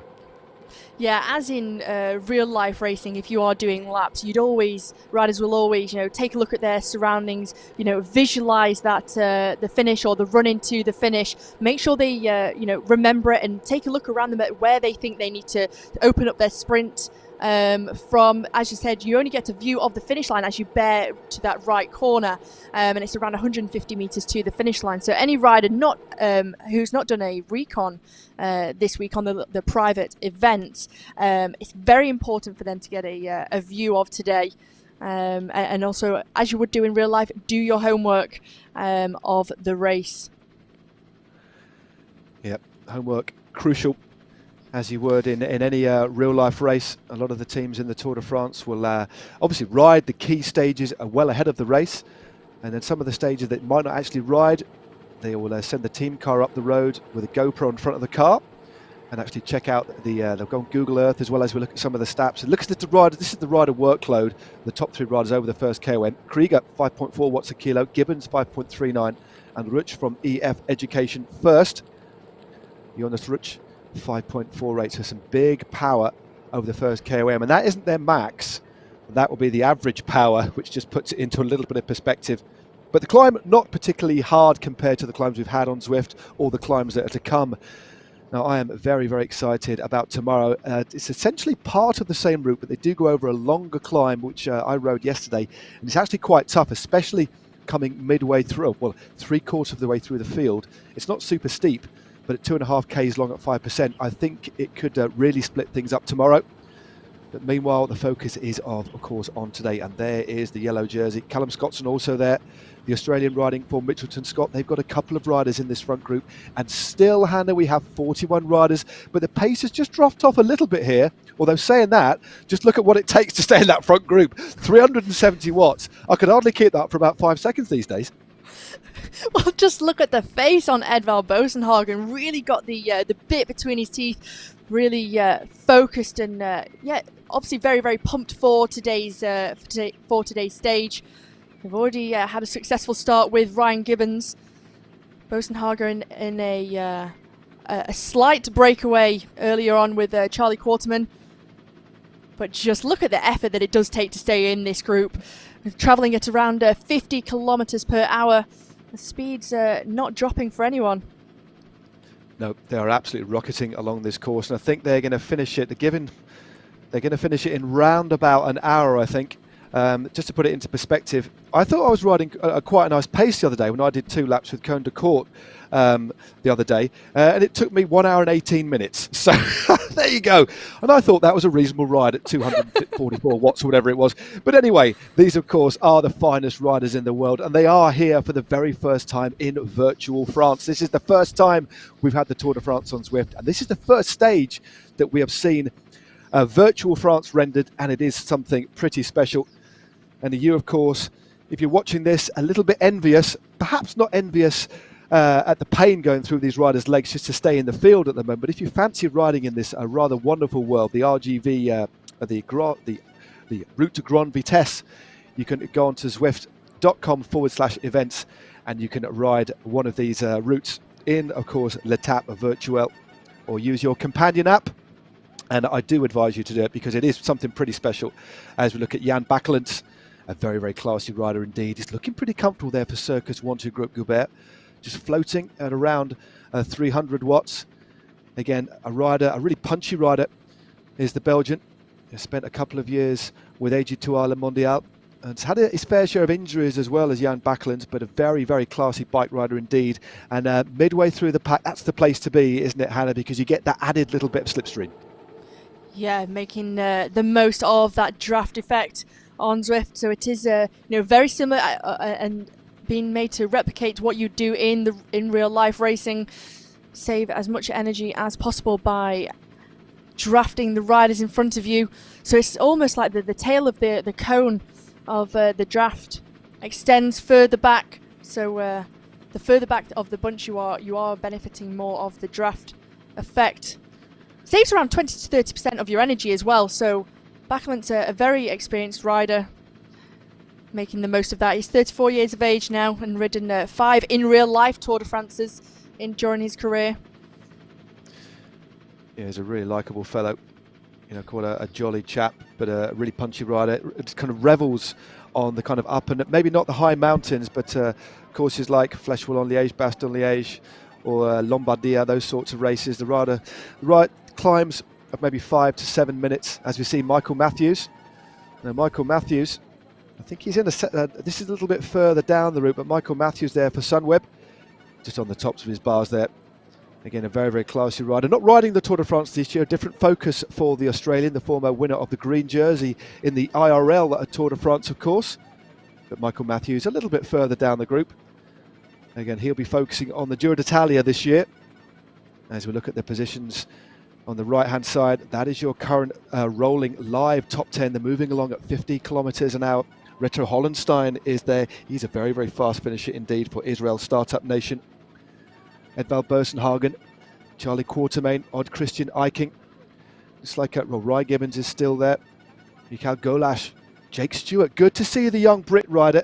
He normally rides for the continental team for FDJ and has been roped in to ride at World Tour level for the virtual Tour de Zwift. So a real honour, rubbing shoulders with some of the finest riders in the world. Dalcin is there as well. So watch out for the rider from rally cycling. Matteo Dalcin is very, very fast finisher indeed. And Yves Lampard. And there's a couple of De Koning Quick-Step riders who are out the back. But again, it is worth mentioning they are currently midway through a very difficult training camp, riding at 2,000 meters altitude. So not necessarily beneficial in terms of putting out maximum power. No, it's not, but great to see De Koning Quick-Step here at the virtual Tour de France. But it really is, as we saw with Bernal, altitude is so much harder than riding at sea level in the virtual racing. So Lampard there, a fine rider, just extended his contract with De Koning Quick-Step as we head back to the group. Kamil Gradek is there, Rob Britton. He was another rider who's a very, very fast finisher indeed. Good climber too is Rob Britton, riding for rally cycling in the orange jersey. Christian Knaes is there. the former German road race champion, one of the veterans at Team Ineos. He's there in that familiar Ineos kit. There's a couple of Ineos riders in the mix. That's Michael Golash and Christian Knaes. Charlie Quatermain, the young British rider, starting his World Tour adventure at the head of affairs. Thomas Boudat is there. I'm trying to see if any of the Viviani brothers are in the mix for Cofidis. I can't quite see them at the moment, but Krieger is there. Tobias Ludvigsson, the Swede, is in the mix. Duval of France and AG2 Mondial. Fred Wright, another young British rider, is in the mix for Bahrain Merida. So really interesting mix, Hannah, of riders at the front. We've got some TT specialists, some rouleurs, some sprinters and some climbers. So a real mixed bag up front at the moment. Yeah, and we've also got a great mix of the younger riders, as you just mentioned. Jake Stewart of the Groupama FDJ rides for the Conti team. He's only 20 years of age. Fred Wright, a stage winner at Tour l'Avenir. He's only 21. And these younger riders who also are very experienced on the track, this type of racing and this course especially will suit them in terms of recovery and that speed you have and the natural speed you have when you're younger. So we get another look at the face of Edvald Boasson-Hagen. Very focused indeed. He certainly is focused, isn't he? He needs to be to hold in there. Again, riding at 390 watts, so it's going to be interesting to see the average power of some of these riders. As chatting to Koen de Court, who did a little bit of community racing on Zwift the other day. Interesting that Koen de Court has invested the extra time, and he is in this front group as the big, powerful rider. He's normally a lead-out rider, is Koen de Court. Again, another veteran of the sport. Has ridden multiple Grand Tours in his time and has really adapted well to racing on this platform. But he did a 45-minute race on Zwift and averaged 348 watts. Just shows the type of effort that just to stay in this group requires. Alex Kirch moves to the front. Marina Hofland. Now he is a very, very fast rider. Rides for EF Education first. Spent a few years of his career at Team Jumbo-Visma, and he is a rider. If up there near the finish, Hannah, could be very, very quick indeed. He is a natural sprinter. Yeah, he certainly is. And it's worth noting as well, those riders who have done a recon of this stage, who is in the front group. Yesterday when I was on my recon, I was up there with Jimmy Janssens of the Alpecin Phoenix team. So it shows by doing your homework, like you were saying before, with Koen de Court also had recon this stage, how much of a difference it makes, as you would do in real life racing as well. Just look at Bert-Jan Lindemann now from the team Jumbo-Visma. Got 3 colleagues around him. But just look at the effort it takes to stay in this group. It's great to have the support around him. Oh, I was just about to say that you took the words right out of my mouth. Number 11 there, Bert-Jan. And it's an attack here from the Luxembourg riding Alex Kirch. Very, very good rider. He's gone clear now. He stole a second over Lecroc. Edvald Boasson-Hagen and Thomas Boudat not too far behind. But Kirch, again, moved up to the World Tour ranks last year after several good years with Wanty, and is a very, very, very good rider indeed. He's tall, he's rangy, and can really deliver the power. As you can see there, 540 watts as we head along this flatter section just by the river on the right hand side and the forest on the left. But this is just heading towards the bottom of the climb again. Won't be long before we reach there, the king of the mountains. This is looking very, very good for Kirch. One of the few riders to actually try and go solo. A very, very brave move indeed. And just look at his face here, Hannah. Yeah, a real solid position on the bike there. Putting all the energy and power straight through his legs. 558 watts he's pushing there, so it just shows the effort it takes to actually even get off the front. He has just over a 2-second gap. It is the name of Jimmy Janssens, who is trying to close the gap to Alex Kirch, the Luxembourgish rider. But the speed as well that he's been able to maintain, 49 kilometers per hour. But it just shows the effort, Matt. Yeah, and whether he can maintain them, he certainly won't be able to maintain 550 watts for too long. That's just way above what is expected. He's coming towards the next intermediate sprint of the day, but I think he is going to be mopped up. Now, the next sprint is, of course, the Pavé sprint.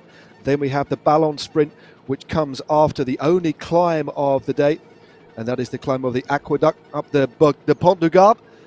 But after a brief tenure at the front, Rasmus Tiller moves into command, and that's one of 4 riders from NTT Pro Cycling in the front group. Ryan Gibbons, Max Volscheid, Rasmus Tiller and Edvald Boasson-Hagen. All 4 riders from NTT are in this front group. And that's very, very good as we head towards the finish of this race. Only 14.4 Ks to go.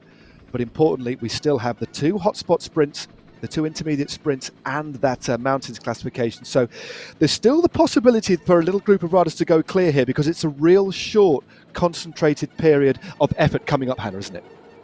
Yeah, and if you're able to, continue your effort through the sprint point or the King of the Mountains, and split the race as we saw earlier on that Ryan Gibbons did, it really can put a lot of riders into difficulty, put them into the red, and sort of catch them off guard as well. And once a small group gets a gap, it will be hard to bring them back, especially if they're organised and start working together.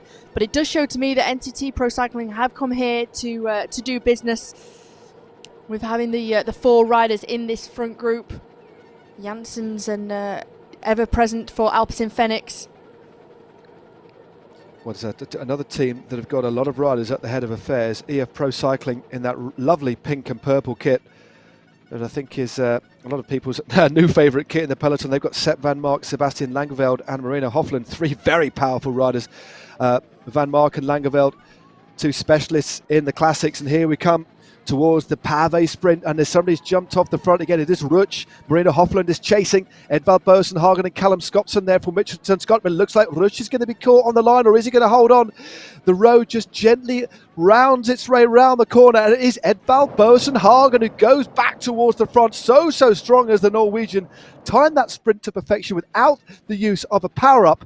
Eases off the gas immediately. Needs to control things, doesn't want to put himself too deeply into the red, but Edvald Bosenhagen scores another set of maximum points for NTT. This really is a dominant performance by NTT here, Hannah. Yeah, very dominant, and Gibbons never far behind either. But Bosenhagen just showing his experience on Zwift. He is a level 44, but that was perfection.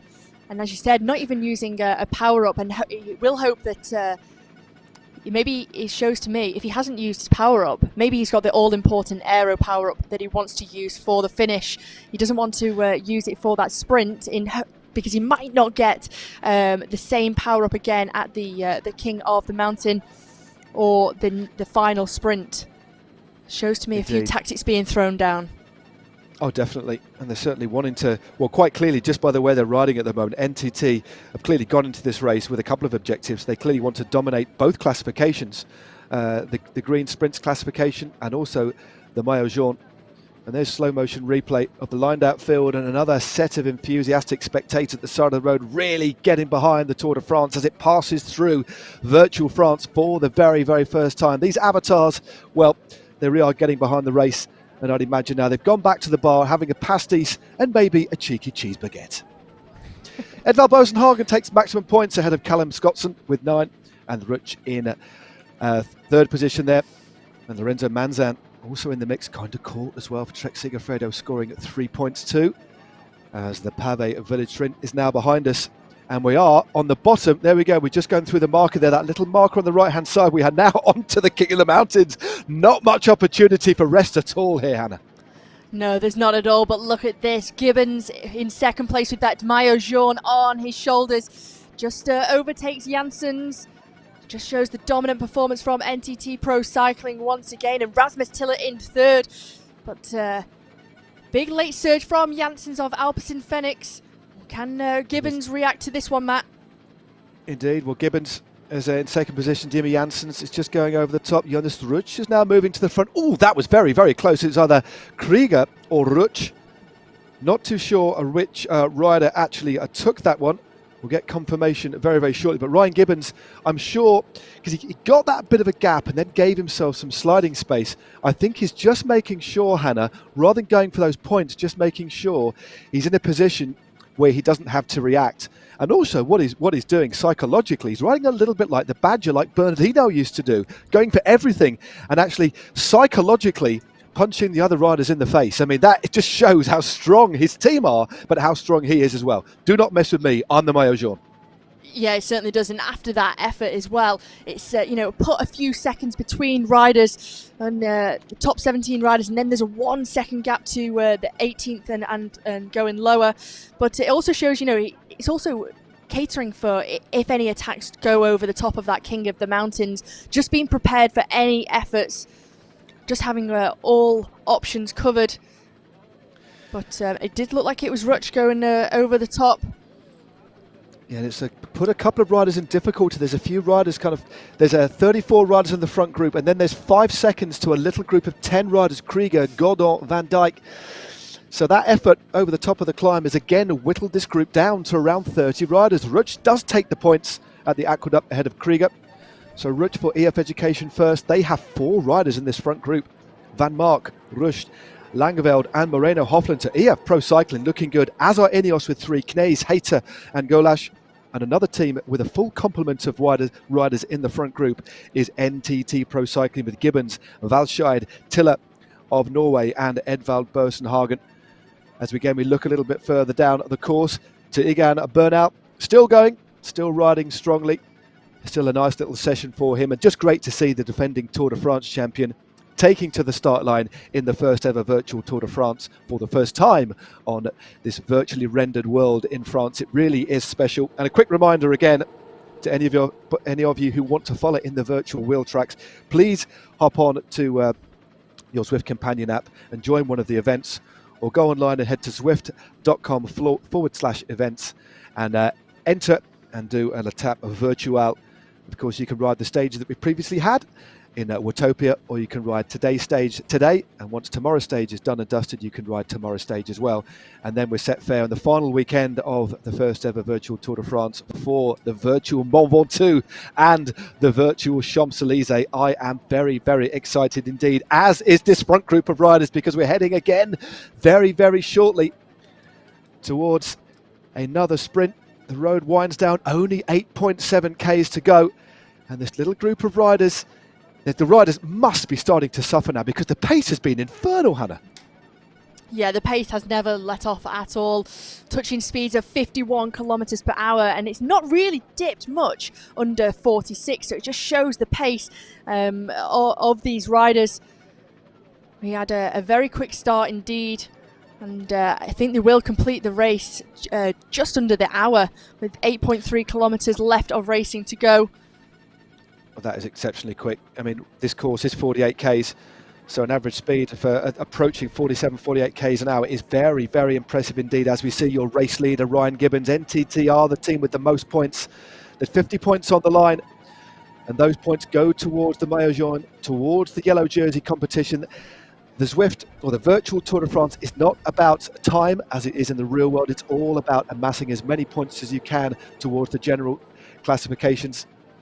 So points towards the green jersey are on the finish line for the first 10, and then at intermediate sprints throughout the stage. The same for the king and queen of the mountains. Points are amassed on the climbs throughout the day. And then, of course, we have points towards the yellow jersey. 50 points for the winner, down to 1 point for 25th place. So the more riders you get towards the sharp end of the race, the more points you will amass, and those points then rolled over to the next stage, and the team that consistently has the most points will then designate a rider and let them wear the Maillot Jaune in game. And it is Ryan Gibbons who has that honour today as we head towards the next sprint, the final intermediate sprint of the day. They're winding things up. Moreno Hofland for EF Education first. Kirsch. Duval now goes clear. So Duval is in the lead at the moment. Fred Wright for Bahrain Merida, the young British rider. A year number 2 on Bahrain for him, but he's been overtaken now by Edvald Bosenhagen. Duval is still there. So Duval and Larry Warpace now from AG2 Mondial. But it is Rutsch again, Jonas Rutsch, the German rider for EF Education first. Is he going to hold on? It's very, very close. It looks like Rutsch, Granik. Ooh, very, very close on the line. Looks like it might actually be Nicholas Mays who took the victory there. We'll get confirmation soon. Or was it Janssens? But the pace really did spike up for that sprint. A few riders there dropping a few power-ups. But now with 6.7 Ks to go, it's about regrouping, isn't it? Making sure they continue to communicate, Hannah, and plan for the finish. Yeah, certainly those teams who have multiple riders in this group communicate with each other, try and get a little bit of a recovery, hydrate yourself, and start thinking about the finish now. Where can you save energy? Do you know the course? And also remembering where that Fan Rouge comes and the turn into the finish. But that sprint shows to me as well, I mean, although it was very, very fast-paced, it wasn't hotly contested. Are a few riders now starting to think, actually, they want to go for the stage victory today on stage 3 on the RGV course? Gibbons ever present towards the front. But, how much energy has he spent during the race in the intermediate sprints and the King of the Mountains? That is a big question. And there's Nicholas Mays, just towards the back of that group, in the ideal position there for the slipstreaming.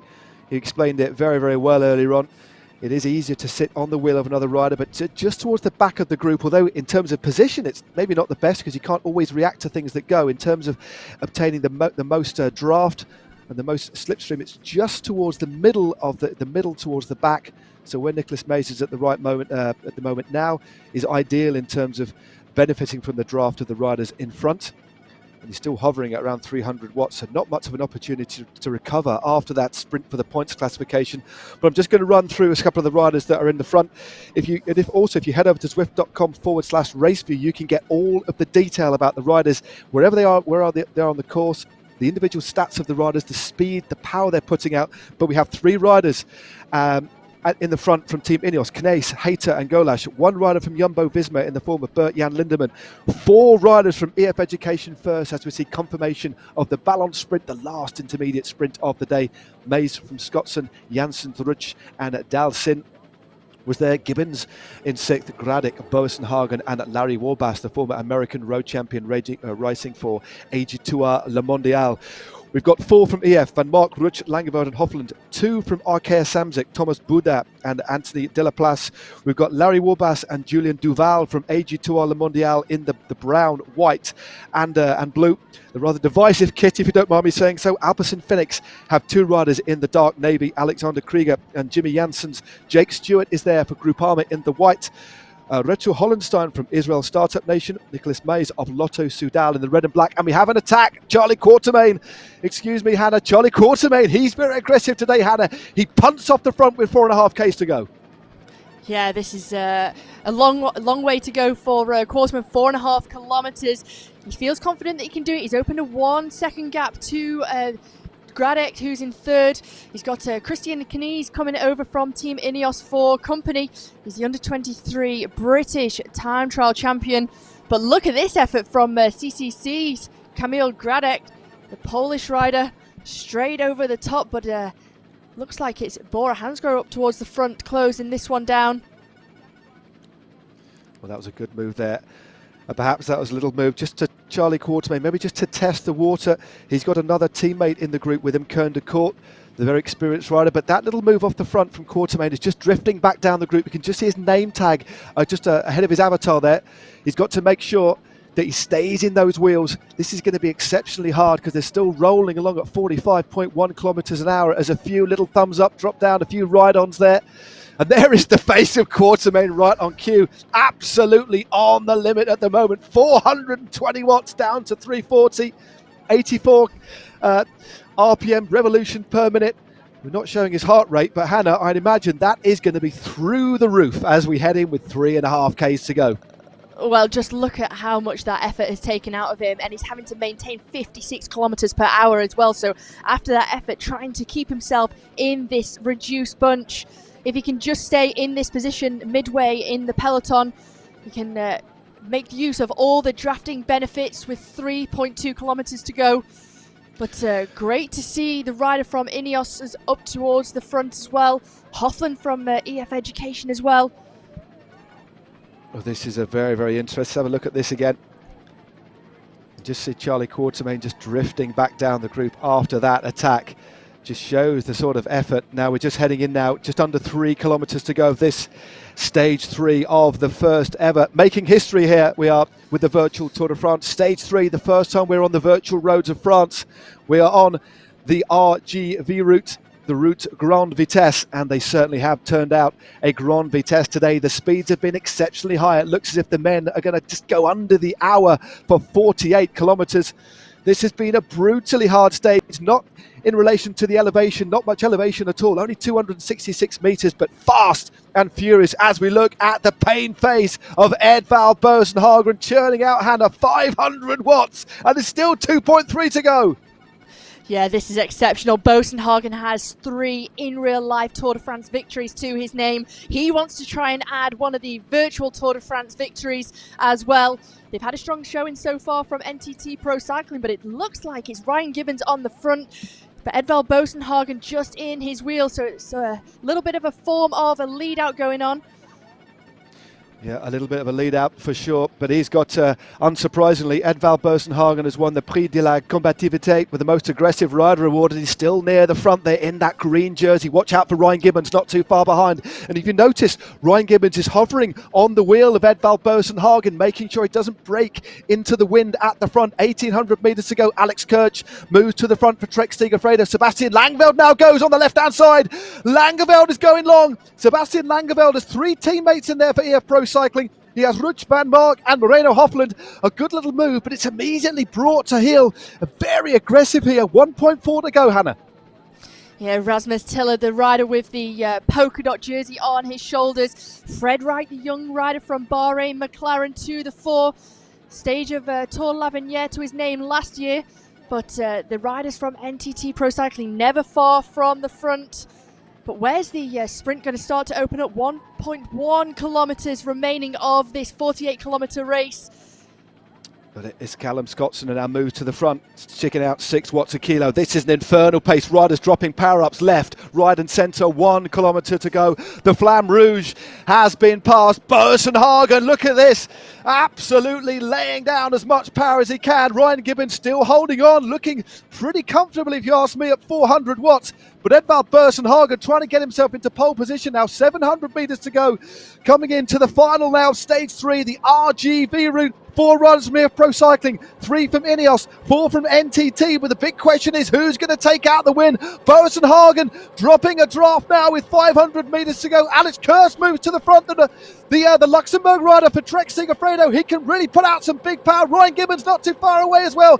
Gibbons coming into the right-hand bend. In 3rd position it is Rasmus Tiller in the white jersey, but Gibbons opens things up with 200 to go. Gibbons goes long, he drops a power up. Going to court there too, to corner Callum Scottson. Callum Scottson in the front. It looks like Jake Stewart has just crossed the line in first place. We'll get confirmation of that. So tight at the end, so difficult to call.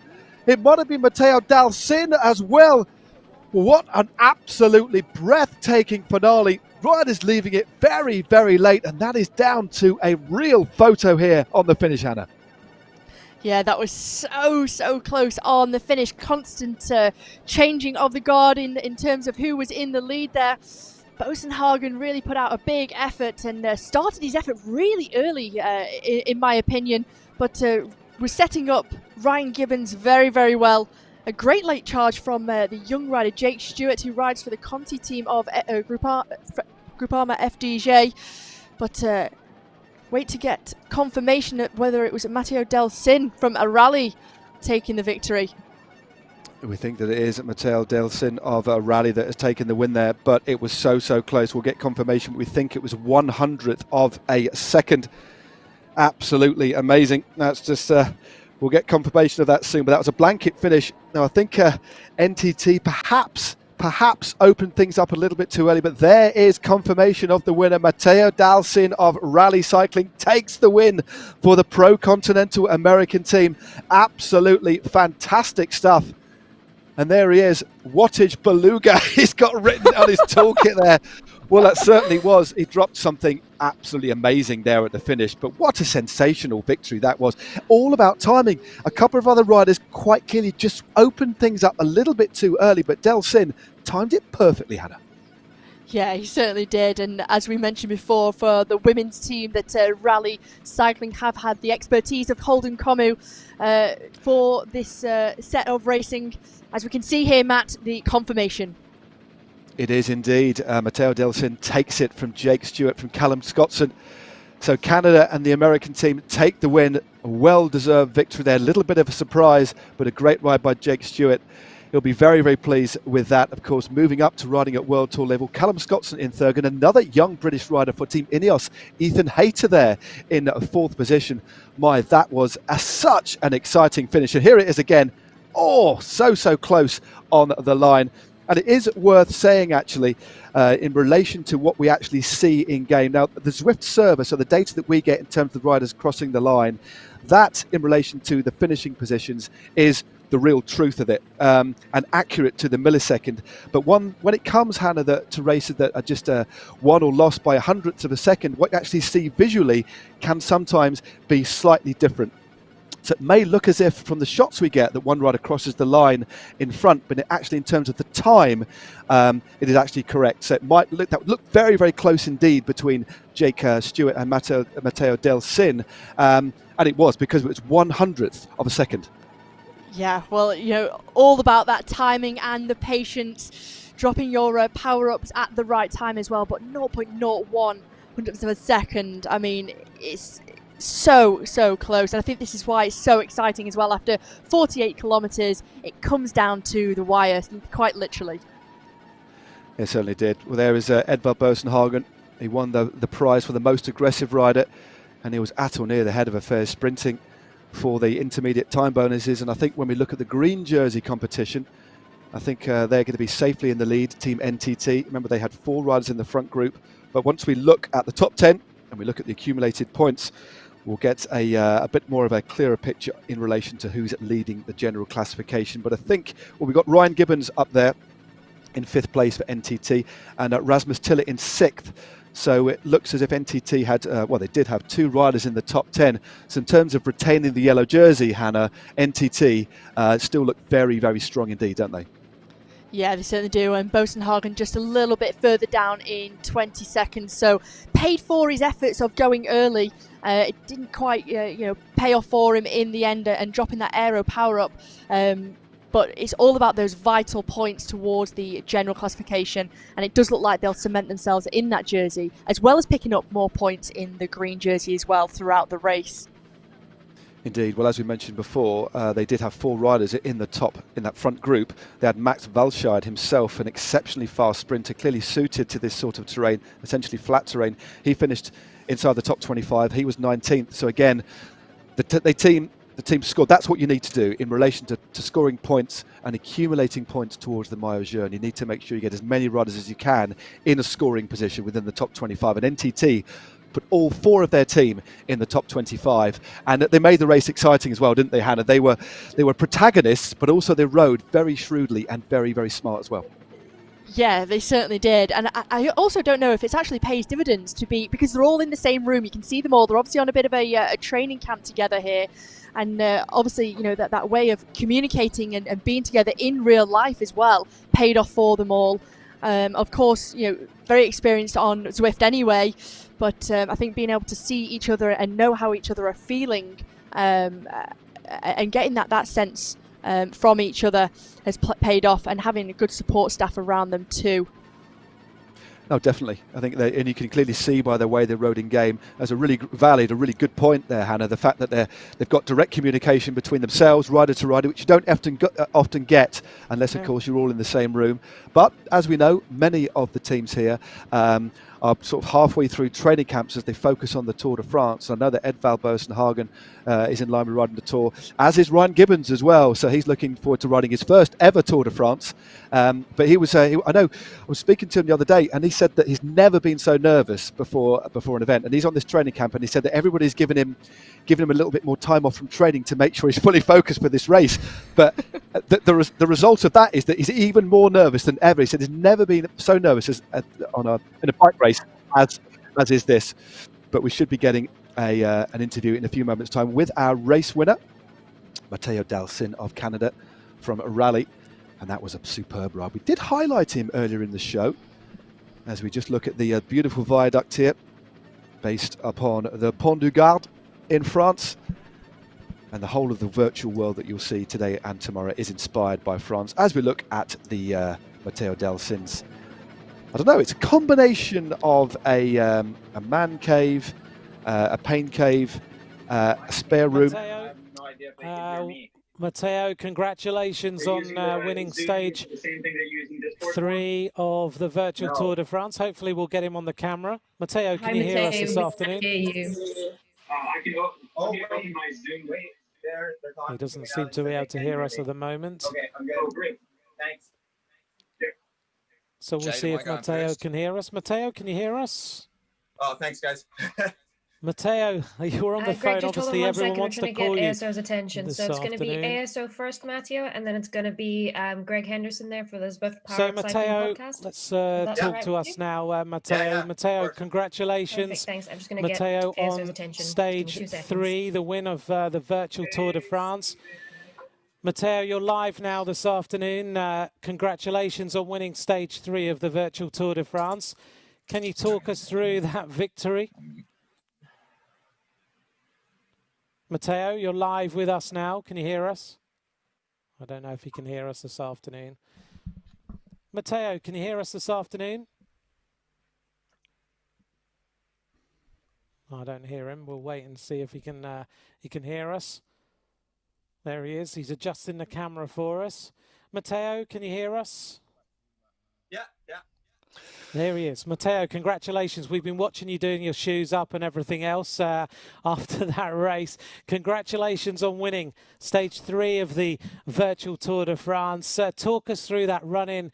It looked like you used a power-up in the last few hundred metres. Talk us through the last few hundred metres of that stage. Yeah, we got some tips from the Saris indoor specialist team that is out of the States, and they said, like, through that twisty section, the draft kind of like came and went. So I was just trying to stay up front and then wait until like 200-300 to go to use the power up, because I think that's about like what he said it would last for. And then just sprinted with everything I had until the end, and looked up and saw the little finish screen and said that I was in first. So that was super cool.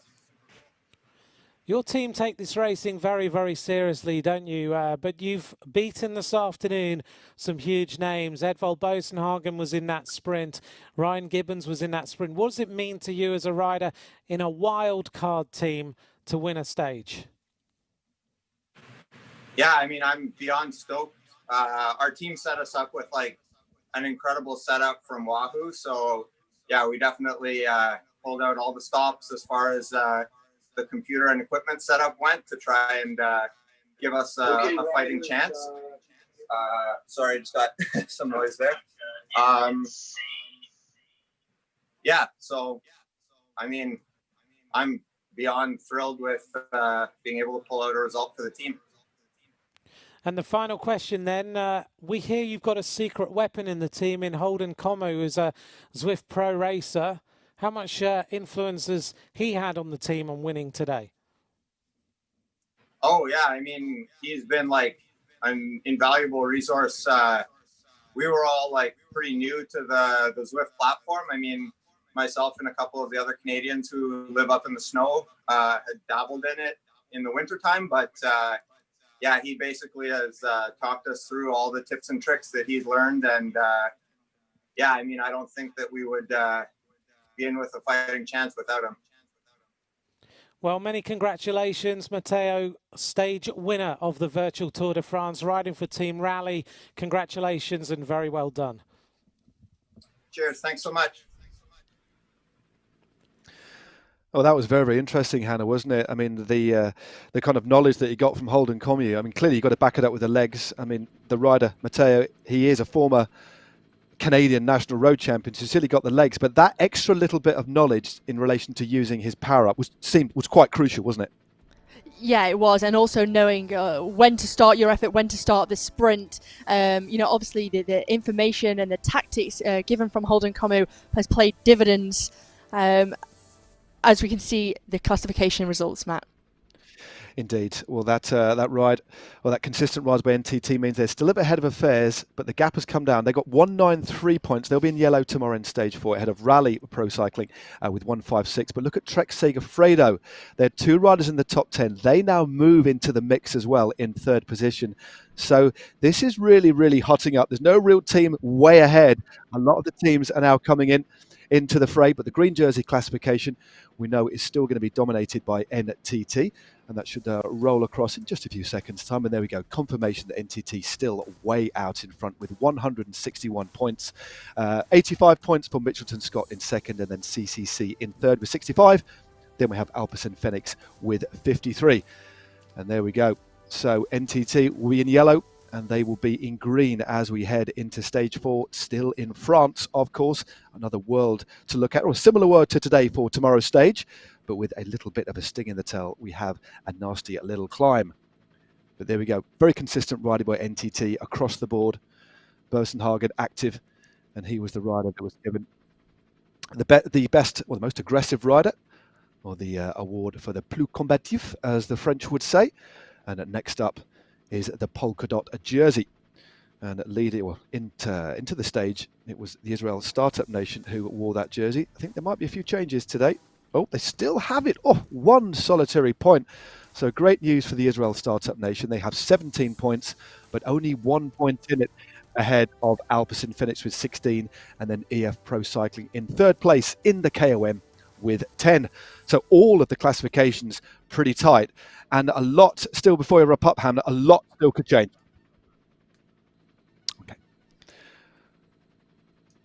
Yeah, it's very close at the top of some of those classifications, isn't it? And at the halfway point, it's all to play for still. It certainly is. Well, we've had a thrilling stage 3. I'm exhausted, but tomorrow we line up again for stage 4. It is the Caspat. We have 46 or 45.8 kilometers of rolling terrain. A lot of the terrain that we saw today will be back on the menu again, but they deviate left towards the back end of the course and take in a nasty little bit of a climb. As we look at what happened today, we had all of the riders on the start. It was aggressive racing as we took in the sights, the sounds, and even the smells of France. Mont Saint-Michel.